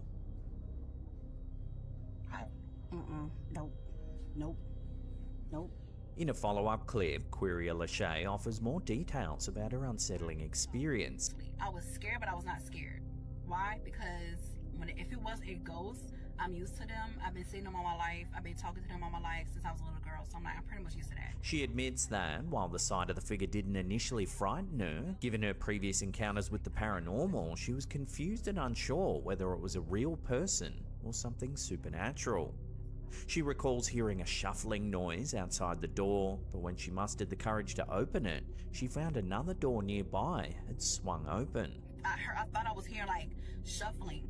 So as I'm slowly grabbing my stuff, I'm hearing this stuff. I'm like, bro, what the hell? When I opened that door and I seen that other door was open, excuse me? Oh no, ma'am. Oh no, sir. In her final update, Quiria Lachey gives her followers a tour of the room where she spotted the unknown figure. That's the room. So someone or something had pushed that chair up to this door. And as you can see, this is sheer. And they had a white shirt on, or a white suit, I don't know. And they were just sitting in the dark, like staring straight forward. She describes the figure as possibly a woman dressed in a white shirt or suit sitting silently in the dark. Disturbingly, the chair where the figure sat was pushed up against the door, and despite all the security measures in place, including keycard access and cameras, no one was seen entering or leaving the area.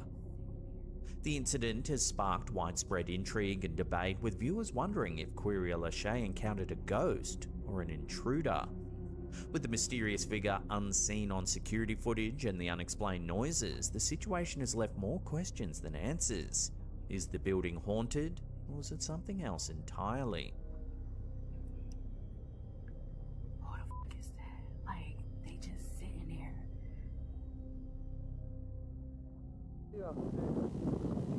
In 2011, YouTube user Francisco Javier Correa uploaded a fascinating piece of footage from Chile recorded in February 2002 that sparked widespread debate about the existence of USOs, or unidentified submersible objects. The video, captured by the uploader's godfather on a VHS camera during a family outing to the beach, shows a massive object rising out of the sea before mysteriously sinking back down beneath the water. As the family enjoys a day at the beach, the camera suddenly captures what looks like a metallic mass emerging from the sea in the Strait of Magellan.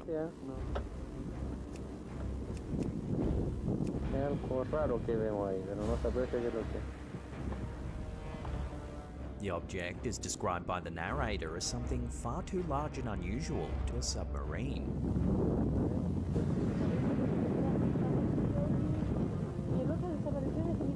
The narrator's voice is filled with awe as he points out the strange colours and odd behaviour of the object.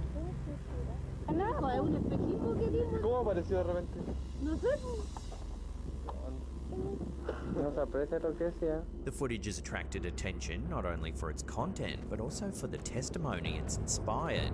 One commenter claimed to have witnessed the same event on the same day, providing further details of the massive object's appearance and the awe-inspiring sight of it emerging from the water. According to this witness, the object was clearly defined and unlikely to be a man-made platform due to the depth of the water and the strong currents in the area.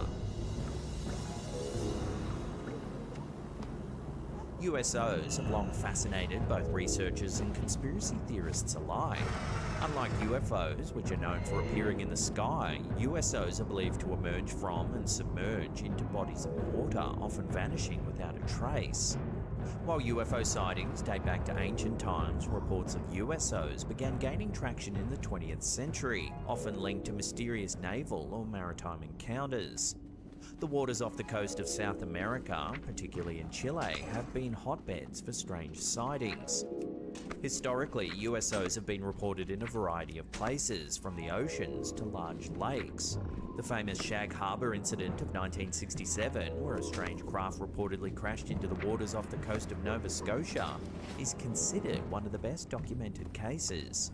Witnesses, including local fishermen and the Royal Canadian Mounted Police, claim to see lights moving underwater before vanishing entirely. Another famous case is the 1963 US Navy sonar tracking of an unidentified object moving at incredible speeds underwater, far beyond the capabilities of any known technology. Some researchers speculate that these USOs are linked to underwater alien bases or advanced extraterrestrial technology. Others suggest they could be experimental military submarines or drones. In either case, the concept of USOs opens up intriguing possibilities about what might be hiding in the depths of the world's oceans, which remain largely unexplored.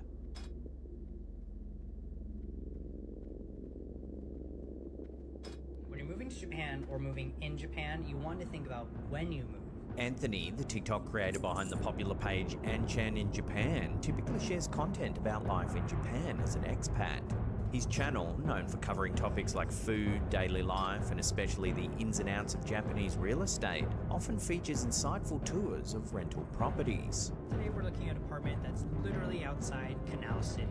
However, one recent video has taken a much eerier turn, captivating viewers with a chilling and unexpected twist. While conducting a routine house tour in Fukuoka, Anthony's camera captures something eerie. Now, today we have a classic Japanese home, starting with a very nice tatami room. This house will run you a monthly rent of 12万円. This 4-bedroom home is in a wonderful location. Watching that again, as he pans past the living room, a shadowy figure appears in the frame, standing behind a room divider. However, when he looks behind the wall, there's clearly no one there. This 4-bedroom home is in a wonderful location. 3-minute walk away from a supermarket. The clip has since gone viral, racking up over 4 million views and sparking countless theories in the comments section. Some viewers have taken the eerie encounter in stride, joking that they wouldn't mind splitting rent with the ghost. Others, however, are far more creeped out, trying to unravel what the shadowy figure could actually be, whether a trick of the light or something more supernatural. Despite the buzz surrounding the video, Anthony has yet to comment on the sighting, leaving viewers to speculate on their own. So what do you think this is? Love to hear your thoughts and theories in the comments down below. This house will run you a monthly rent of 12万円. This 4-bedroom home is in a wonderful location. 3-minute walk away from a supermarket. An unsettling episode featured on the YouTube channel Fourth Wall explores the eerie paranormal activity surrounding an abandoned sewing machine factory in Japan, with a dark and tragic history. Years ago, the factory's president took his own life under mysterious circumstances, leaving the once bustling building to decay.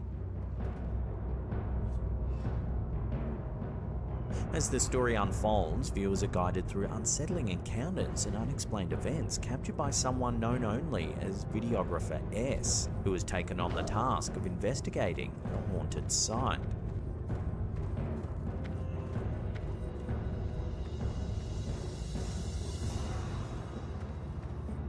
The president's daughter, Noriko, initially tried to assist foreign employees after her father's passing, helping them find new jobs.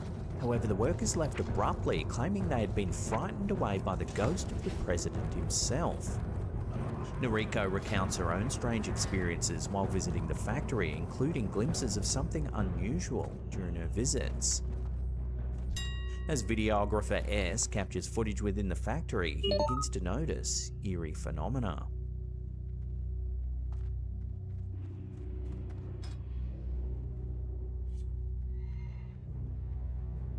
While on the 3rd floor, they capture this on camera.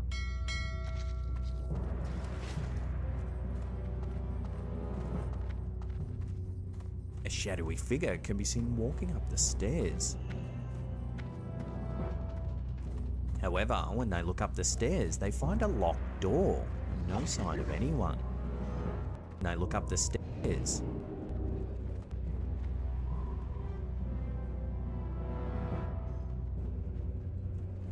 a shadowy figure can be seen walking up the stairs. Okay. However, when they look up the stairs, they find a locked door and no sign of anyone.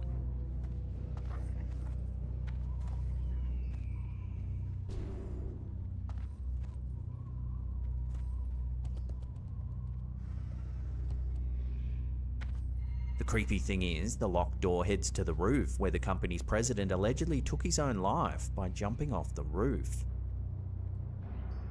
The videographer becomes increasingly uneasy, questioning whether it's the president's ghost haunting the factory, or if there might be another malevolent entity at play.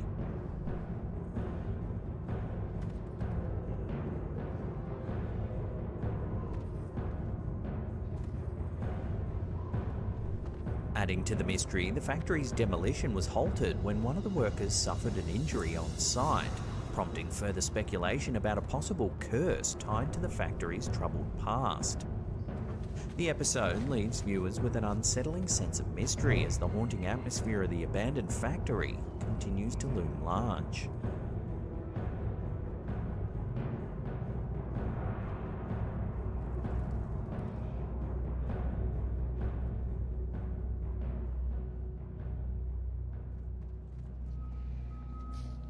TikTok user Misty Rain sent us a brief yet eerie clip that's been making waves online. While walking through their local state park, Misty captured something that gave them serious chills. Take a look.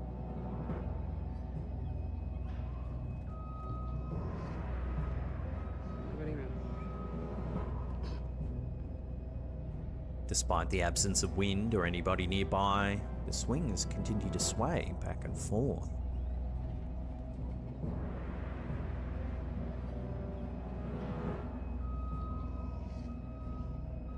Even after watching for some time, Misty noted that they didn't appear to slow down.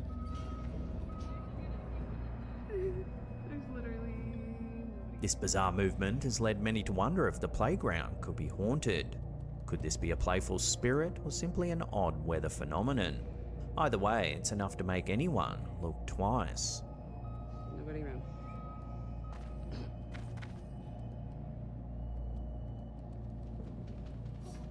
On November 13, 2023, YouTuber Look to the Sky 00 experienced a hauntingly surreal encounter in the dead of night. At around 3:25 AM, as they sat in bed playing bingo on their laptop, they were interrupted by a strange sound drifting in through their open bedroom window. At first, the noise was faint, so they muted the TV to listen more closely. When the sound returned, they were startled to recognise what sounded like a horse's neigh echoing across their property, which has a history as an old horse farm but is now eerily vacant. Armed only with their cell phone, they recorded the sound, catching something far more chilling in the process. Take a look.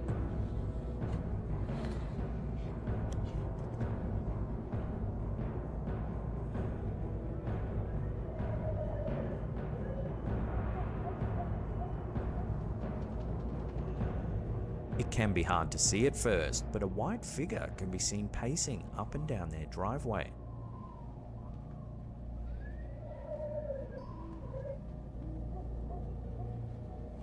The ghostly apparition appears to move along the sidewalk.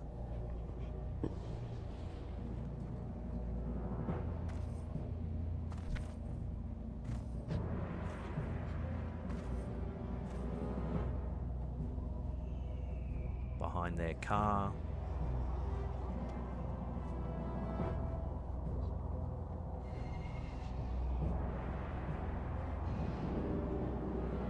And eventually towards the barn before disappearing altogether.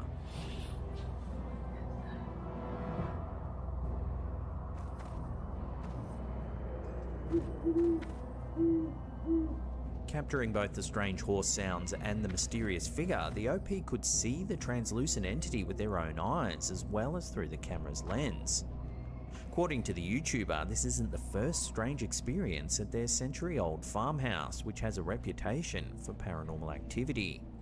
But this incident is the first time they've managed to capture something on camera, leaving viewers fascinated and unnerved by the sight of an unknown figure pacing where horses once roamed.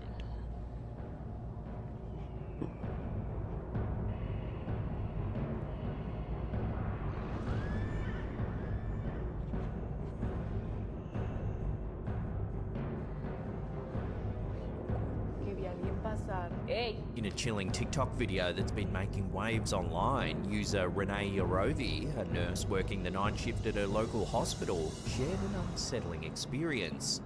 During a quiet night, she and a colleague began hearing some strange noises. Curious and slightly unnerved, she decided to film the area to see if she could capture anything unusual. Take a look at what was caught. Pasa. ¡Ey! Váyanse de aquí, ahorita va a prender un incienso. Se les acabó el chistecito.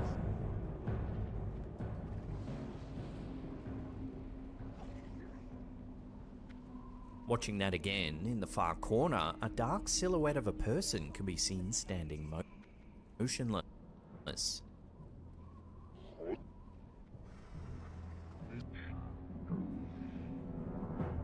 What makes the footage even more unsettling is that neither of the nurses seemed to notice the figure at the time. Given the hospital setting, many viewers were quick to speculate that the shadowy figure could be the spirit of a former patient who passed away in this very hospital. The idea that the video might have captured a ghost has left viewers both spooked and fascinated, with the clip quickly going viral. So could this be evidence of lingering spirits in the hospital, or is there another explanation for the mysterious figure in the corner? Let me know your thoughts on this one in the comments down below. Chistecito.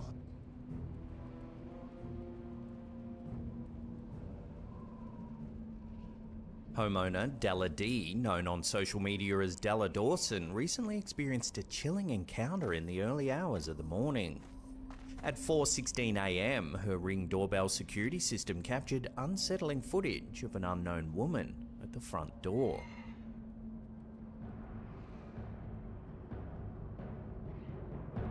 System captured the morning.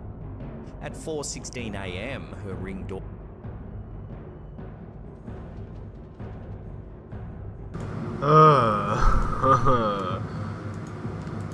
Encounter in the early hours of the morning. At 4:16 AM.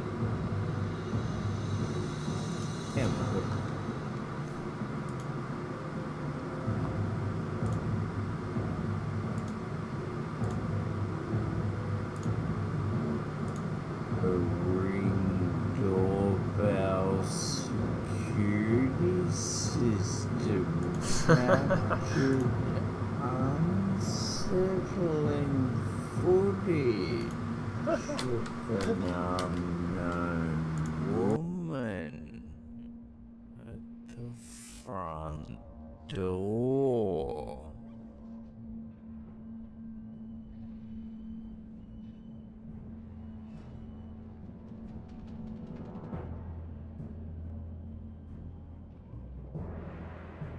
The mysterious visitor is behaving oddly, peering through the glass door into the home as if searching for something or someone.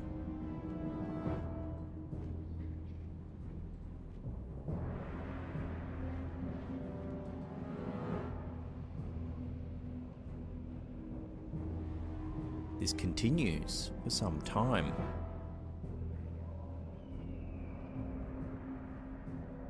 Della, who slept through the entire incident, was alarmed when she reviewed the footage the following morning. The woman was a complete stranger and Della had never seen her around the neighborhood before. The eerie encounter has left her feeling uneasy and she shared the video online as a warning to others to remain vigilant.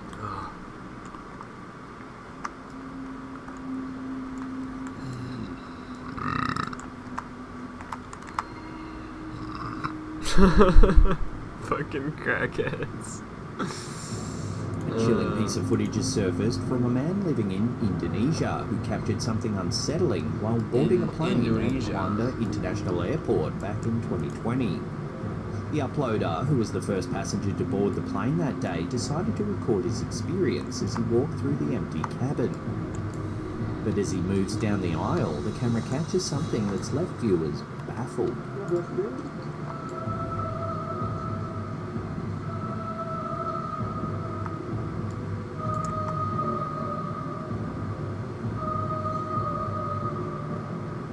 A mysterious figure or presence seems to peek out from behind one of the seats to his right.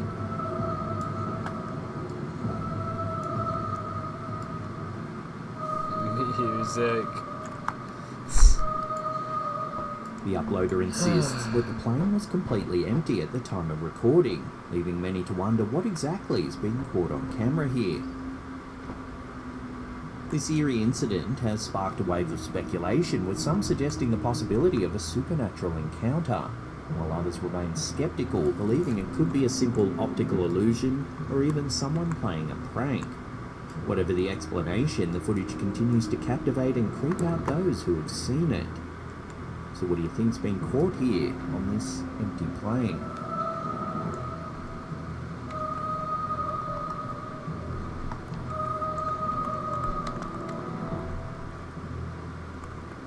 Very calculated in my decisions on how to handle this. A homeowner who goes by the TikTok username BeardandJosh has been documenting a series of unsettling encounters that have left viewers disturbed. According to Josh, he's been experiencing something strange involving his neighbour's child, who was taken to standing eerily still in his front yard for unusually long periods of time. In one particularly chilling instance, captured by his Ring doorbell security camera, Josh noticed that the child had been standing in his yard, motionless, for over 30 minutes. Concerned, he decided to approach the boy to see if everything was alright. This is the footage. Based on the Ring camera footage, he's been here for about 35 minutes. Let's see if we can get the creepy movie. Despite Josh's repeated attempts to engage with the boy, asking if he's okay or where his parents are, the child remains silent, staring straight ahead without moving.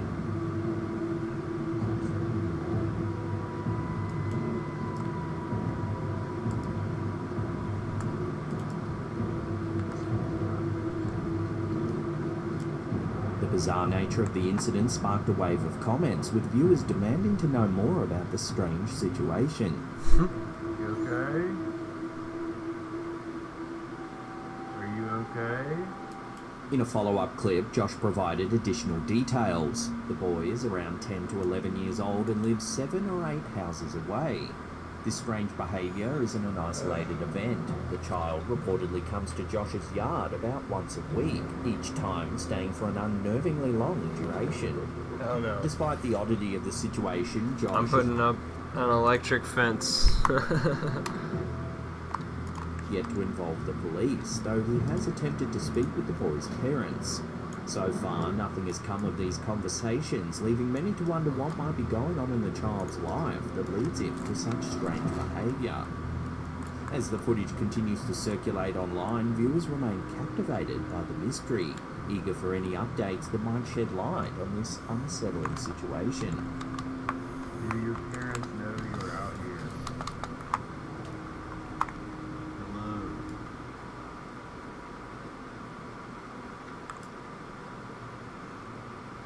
An undisclosed hotel in the United States has recently become the centre of some eerie events, leading staff members to believe that the building might be haunted.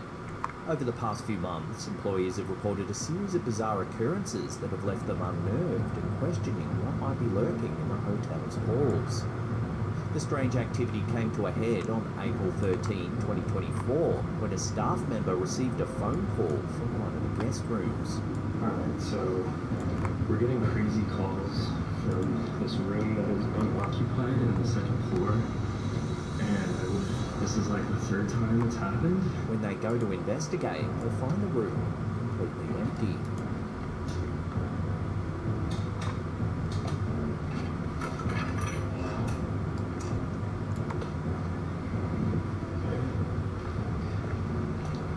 There's the phone.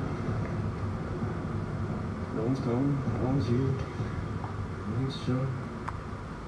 The eerie thing is, this happened over and over again, despite no one occupying the room. Ooh. No one here, no phone calls.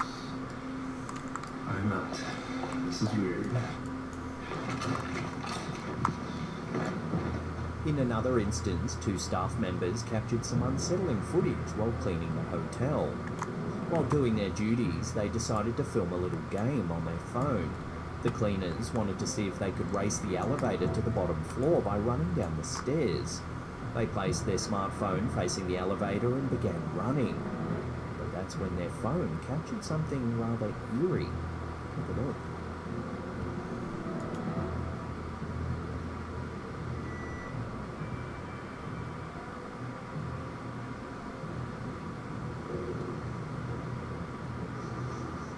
elevator door keeps opening and closing repeatedly, all on its own.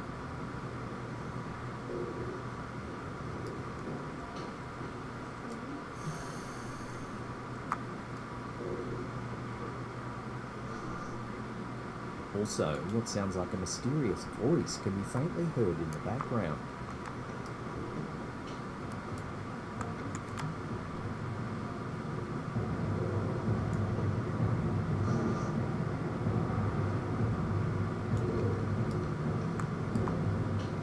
Perhaps the most chilling incident occurred when staff members were preparing a guest room. Take a look at what they caught on camera.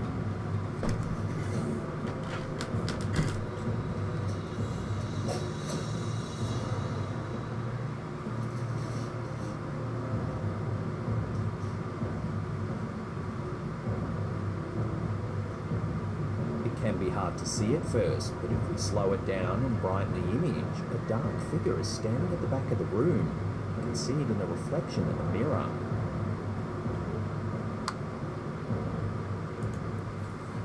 Damn, that's pretty creepy. that's pretty badass. So it reminds me of I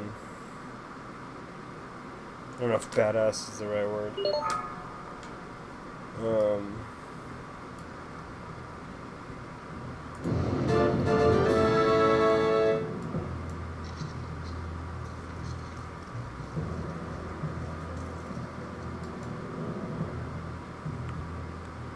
It reminds me of Constantine.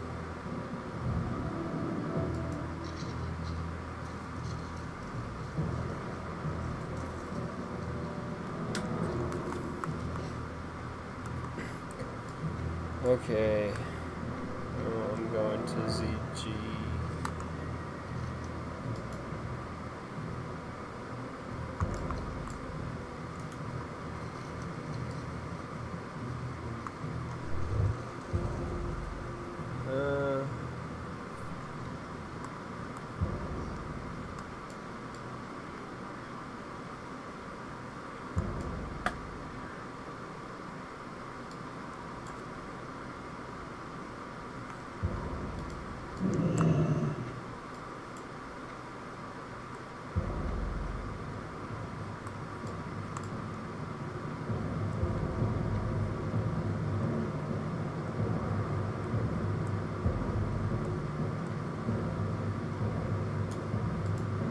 You haven't lived until you've looked down on the world from the back of a Wind Rider.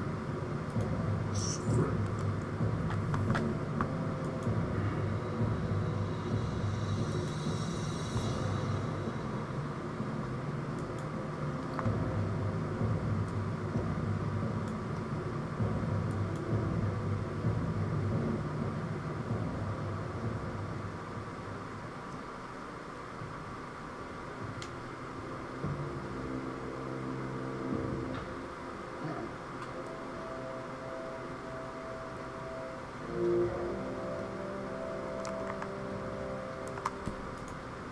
However, when they turn the camera back to where the figure had been, there's nothing there.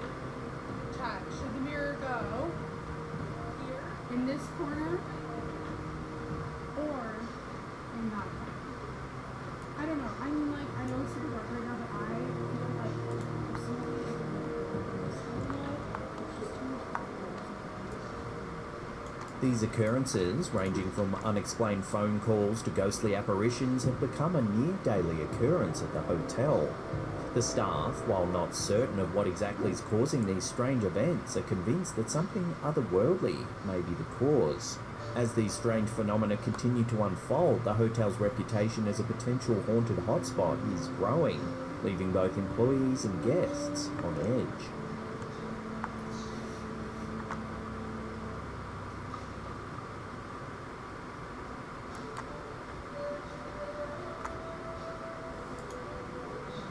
Some unusual footage has recently surfaced from Prague, Czechia, capturing what appears to be a mysterious white cube hovering in the air.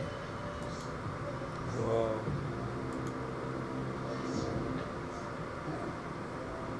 The footage, uploaded by YouTuber Kirill Astra on July 31st, 2024, quickly went viral, sparking a flurry of speculation and curiosity online.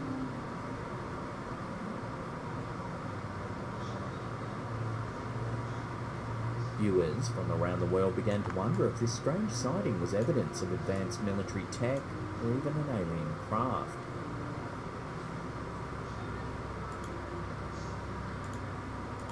As the video continued to gain traction, an explanation for the strange cube eventually came to light.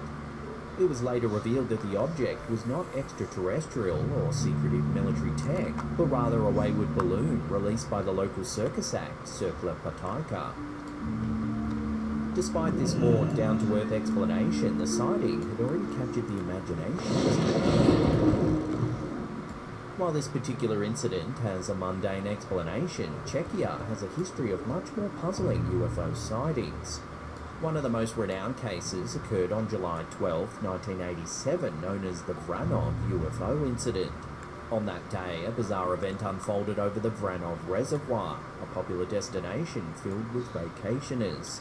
The weather was typical for a summer day with clear skies dotted with clouds, making the following events all the more extraordinary. Witnesses described seeing a large black cigar-shaped object hovering silently in the sky above the reservoir. The object's appearance and behaviour was so unusual that the Czech military was alerted. A helicopter regiment was swiftly dispatched to investigate, and pilots were ordered to pursue the unidentified craft. As the helicopters approached, the object displayed flight characteristics that defied conventional aerodynamics. Whenever the pilots managed to get the object in their crosshairs, it would abruptly change direction, evading capture with incredible agility. The situation escalated when the object suddenly began to approach the helicopters at great speed. The pilots, now on high alert, were forced to take evasive action to avoid a potential collision.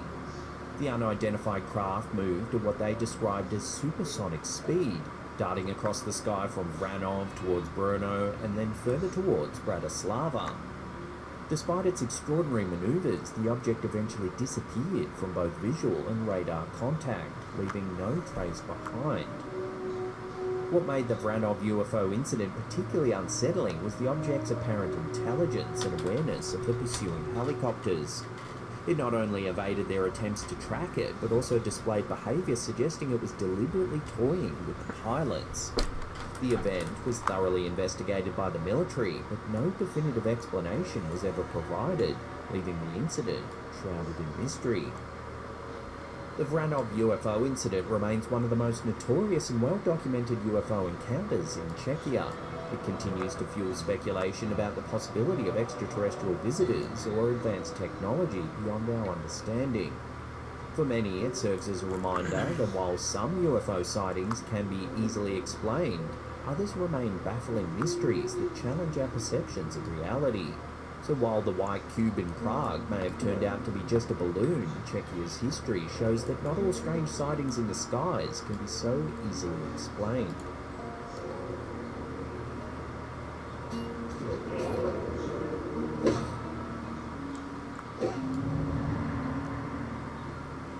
Here at Slapped Ham, we often explore the theory that we might be living in a simulated reality, a concept that has intrigued philosophers, scientists, and even filmmakers for years. This theory, popularised by the 1999 film The Matrix, suggests that our perceived reality could actually be an elaborate computer simulation. Now, a former NASA physicist named Thomas Campbell is attempting to provide scientific evidence to support this mind-bending idea. Thomas Campbell, who has a background in both physics and consciousness studies, has been working to develop experiments that might prove we are indeed living inside a matrix-like construct. His work is detailed in a 2017 paper published in the International Journal of Quantum Foundations, where he proposes several innovative experiments designed to detect whether our reality is being rendered like a video game. One of the key experiments Campbell is focusing on is a new take on the famous double-slit experiment, a foundational demonstration in quantum physics. Traditionally, this experiment shows that light and matter can both behave as particles and waves depending on whether or not they're being observed. Campbell's twist on the experiment aims to remove the observer entirely, hypothesizing that if there's no player or observer, the recorded information might never have existed in the first place. This would be akin to a video game environment where the world around the player only exists when it's being observed or interacted with. In essence, Campbell's theory suggests that the universe is participatory. That is, it only exists when there's someone there to observe it, much like a game that only renders the world around the player as they explore it. If Campbell's experiments were to yield positive results, it could provide strong evidence that reality as we know it is in fact a sophisticated simulation. This hypothesis is being taken seriously enough that scientists at California State Polytechnic University, or Cal Poly, have begun testing Campbell's ideas. Additionally, Campbell has established a non-profit organisation, the Centre of the Unification of Science and Consciousness, or CUSAC, to fund these groundbreaking experiments.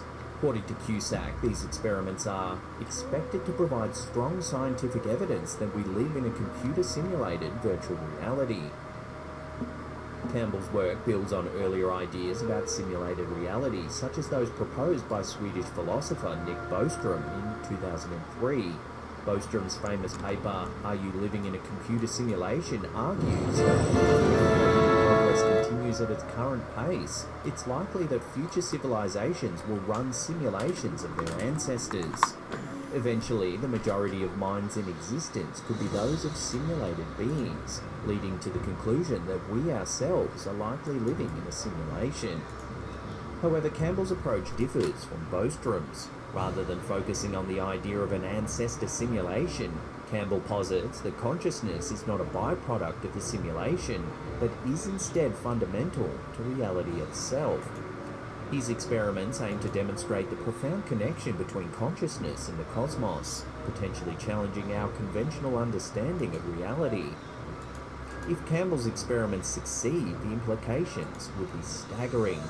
Proving that humanity is trapped inside a virtual reality would not only revolutionize our understanding of existence, but also raise profound questions about the nature of consciousness, free will, and the universe itself. While Campbell's claims are extraordinary and will require extraordinary evidence, the very pursuit of such questions highlights the ever-expanding boundaries of human inquiry into the mysteries of existence. Whether or not we truly live in a simulation, the quest to understand the nature of reality continues to captivate and challenge us.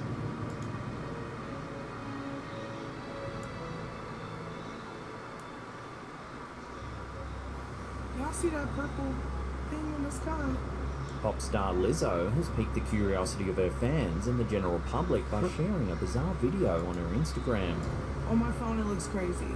In real life it looks faint. Do you see this? The short clip features a mysterious purple light in the sky which has left viewers scratching their heads and speculating on its origin.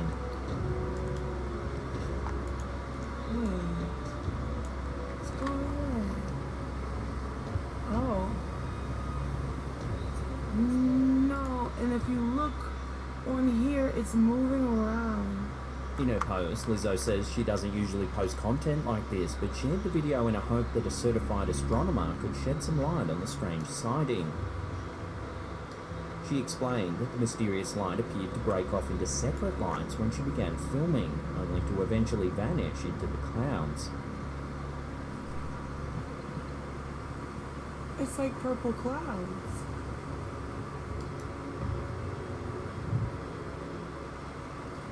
The video has generated a significant amount of attention and conjecture from Lizzo's followers and the online community. Many have speculated that the unexplained purple light might be a UFO or some other unidentified phenomenon. So what do you think this is? I'd love to hear your thoughts on this one in the comments down below.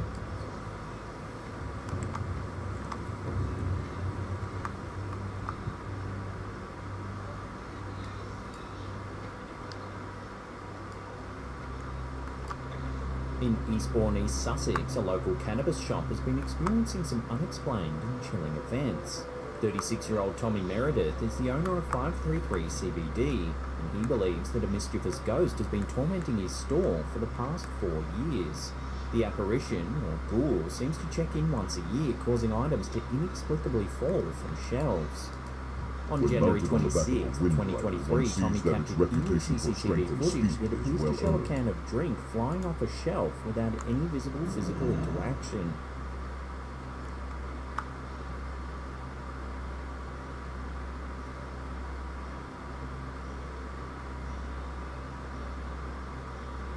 The incident was so frightening that Tommy rushed outside immediately after the can fell. Intriguingly, Tommy's dog seemed to sense something, looking up just 5 seconds before the mysterious event took place.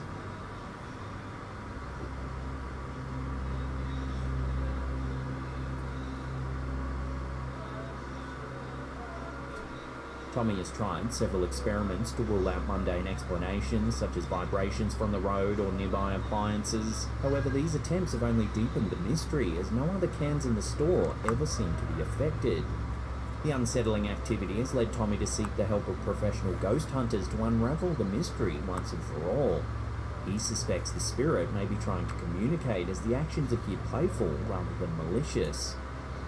It almost seems like a kid. It's a very mischievous thing to do, just knocking things off shelves. Nothing ever gets thrown off, just casually pushed, Tommy explains. The building, constructed in the 1900s, has a long history, having previously housed a convenience store and a video store before Tommy took over.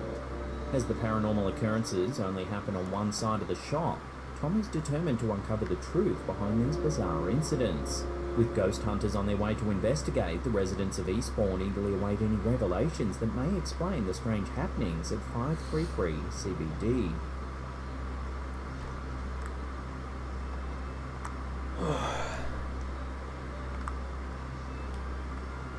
TikToker Unofficial Chloe recently uploaded a series of news clips discussing the alarming rise of a deadly fungal infection, reminiscent of the apocalyptic storyline of The Last of Us. The first clip highlights the increase in cases reported in California.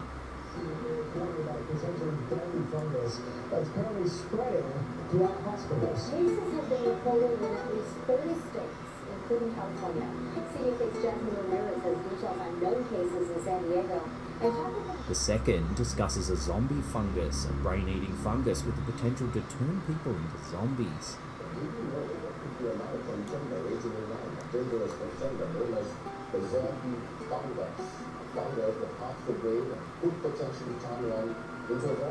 The Candida auris fungus is causing severe illnesses in individuals with weakened immune systems, spreading rapidly through US healthcare facilities.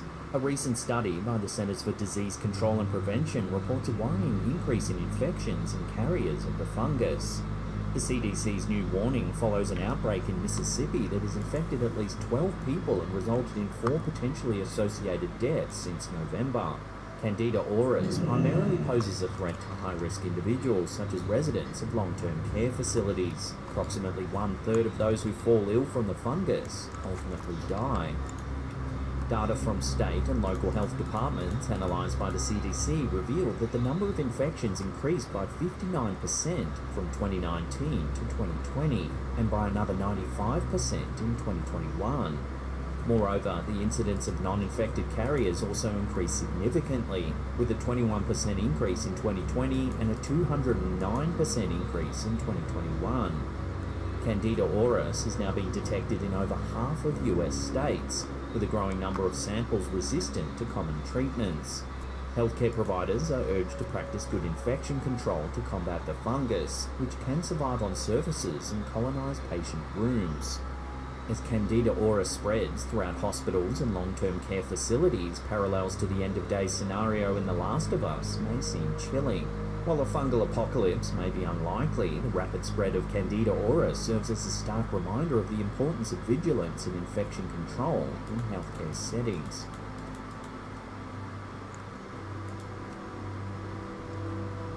A mother of 2 believes she may have solved a 500-year-old murder mystery by capturing the ghostly face of 12-year-old Edward V in a photograph taken at the Tower of London. 40-year-old Mary Ryan was snapping pictures of the historic weapons on display during a family day trip when she unknowingly captured this eerie image. It was not until she returned to her home in Liverpool that she noticed the face in the reflection. Ryan thinks the ghostly face could be Edward V, who, along with his 9-year-old brother Richard, was sent to the Tower by their uncle, King Richard III, in 1483. The boys were never seen again, leading to the widespread assumption that they were murdered. Sir Thomas More, the 16th century statesman and historian, claimed that the princes were smothered by their uncle and buried within the tower.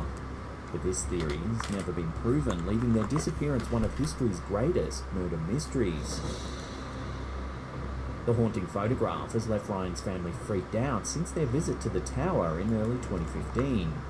The mother insists that there were no young boys in their group and the family was at the end of the line during their tour.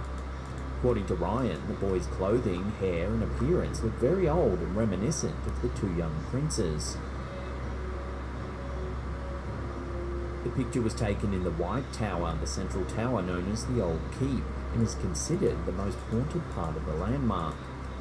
While the family's not experienced any further paranormal activity since the trip, Ryan says she would love to return to the Tower of London, this time with a keener eye on her photos.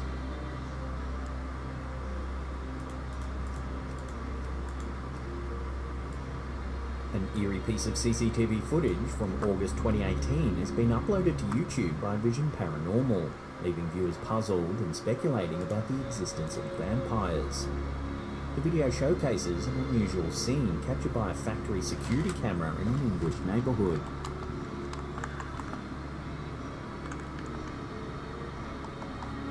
As two men walk down an alleyway, a closer look reveals their remarkably striking features.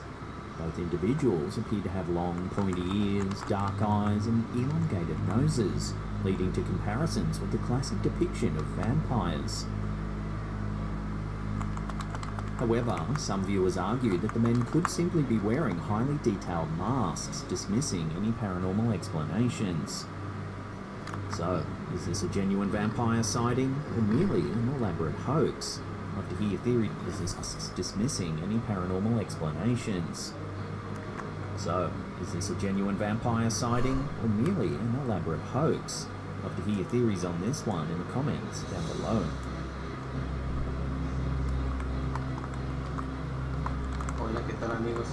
A chilling piece of home footage uploaded by Facebook user Desdil Masala Zerchu has captivated paranormal enthusiasts and skeptics alike. The video features a young man attempting to communicate with the spirit world using a Ouija board. Yo, I've gotta crash out. I'm tired and I gotta wake up really early. Much love.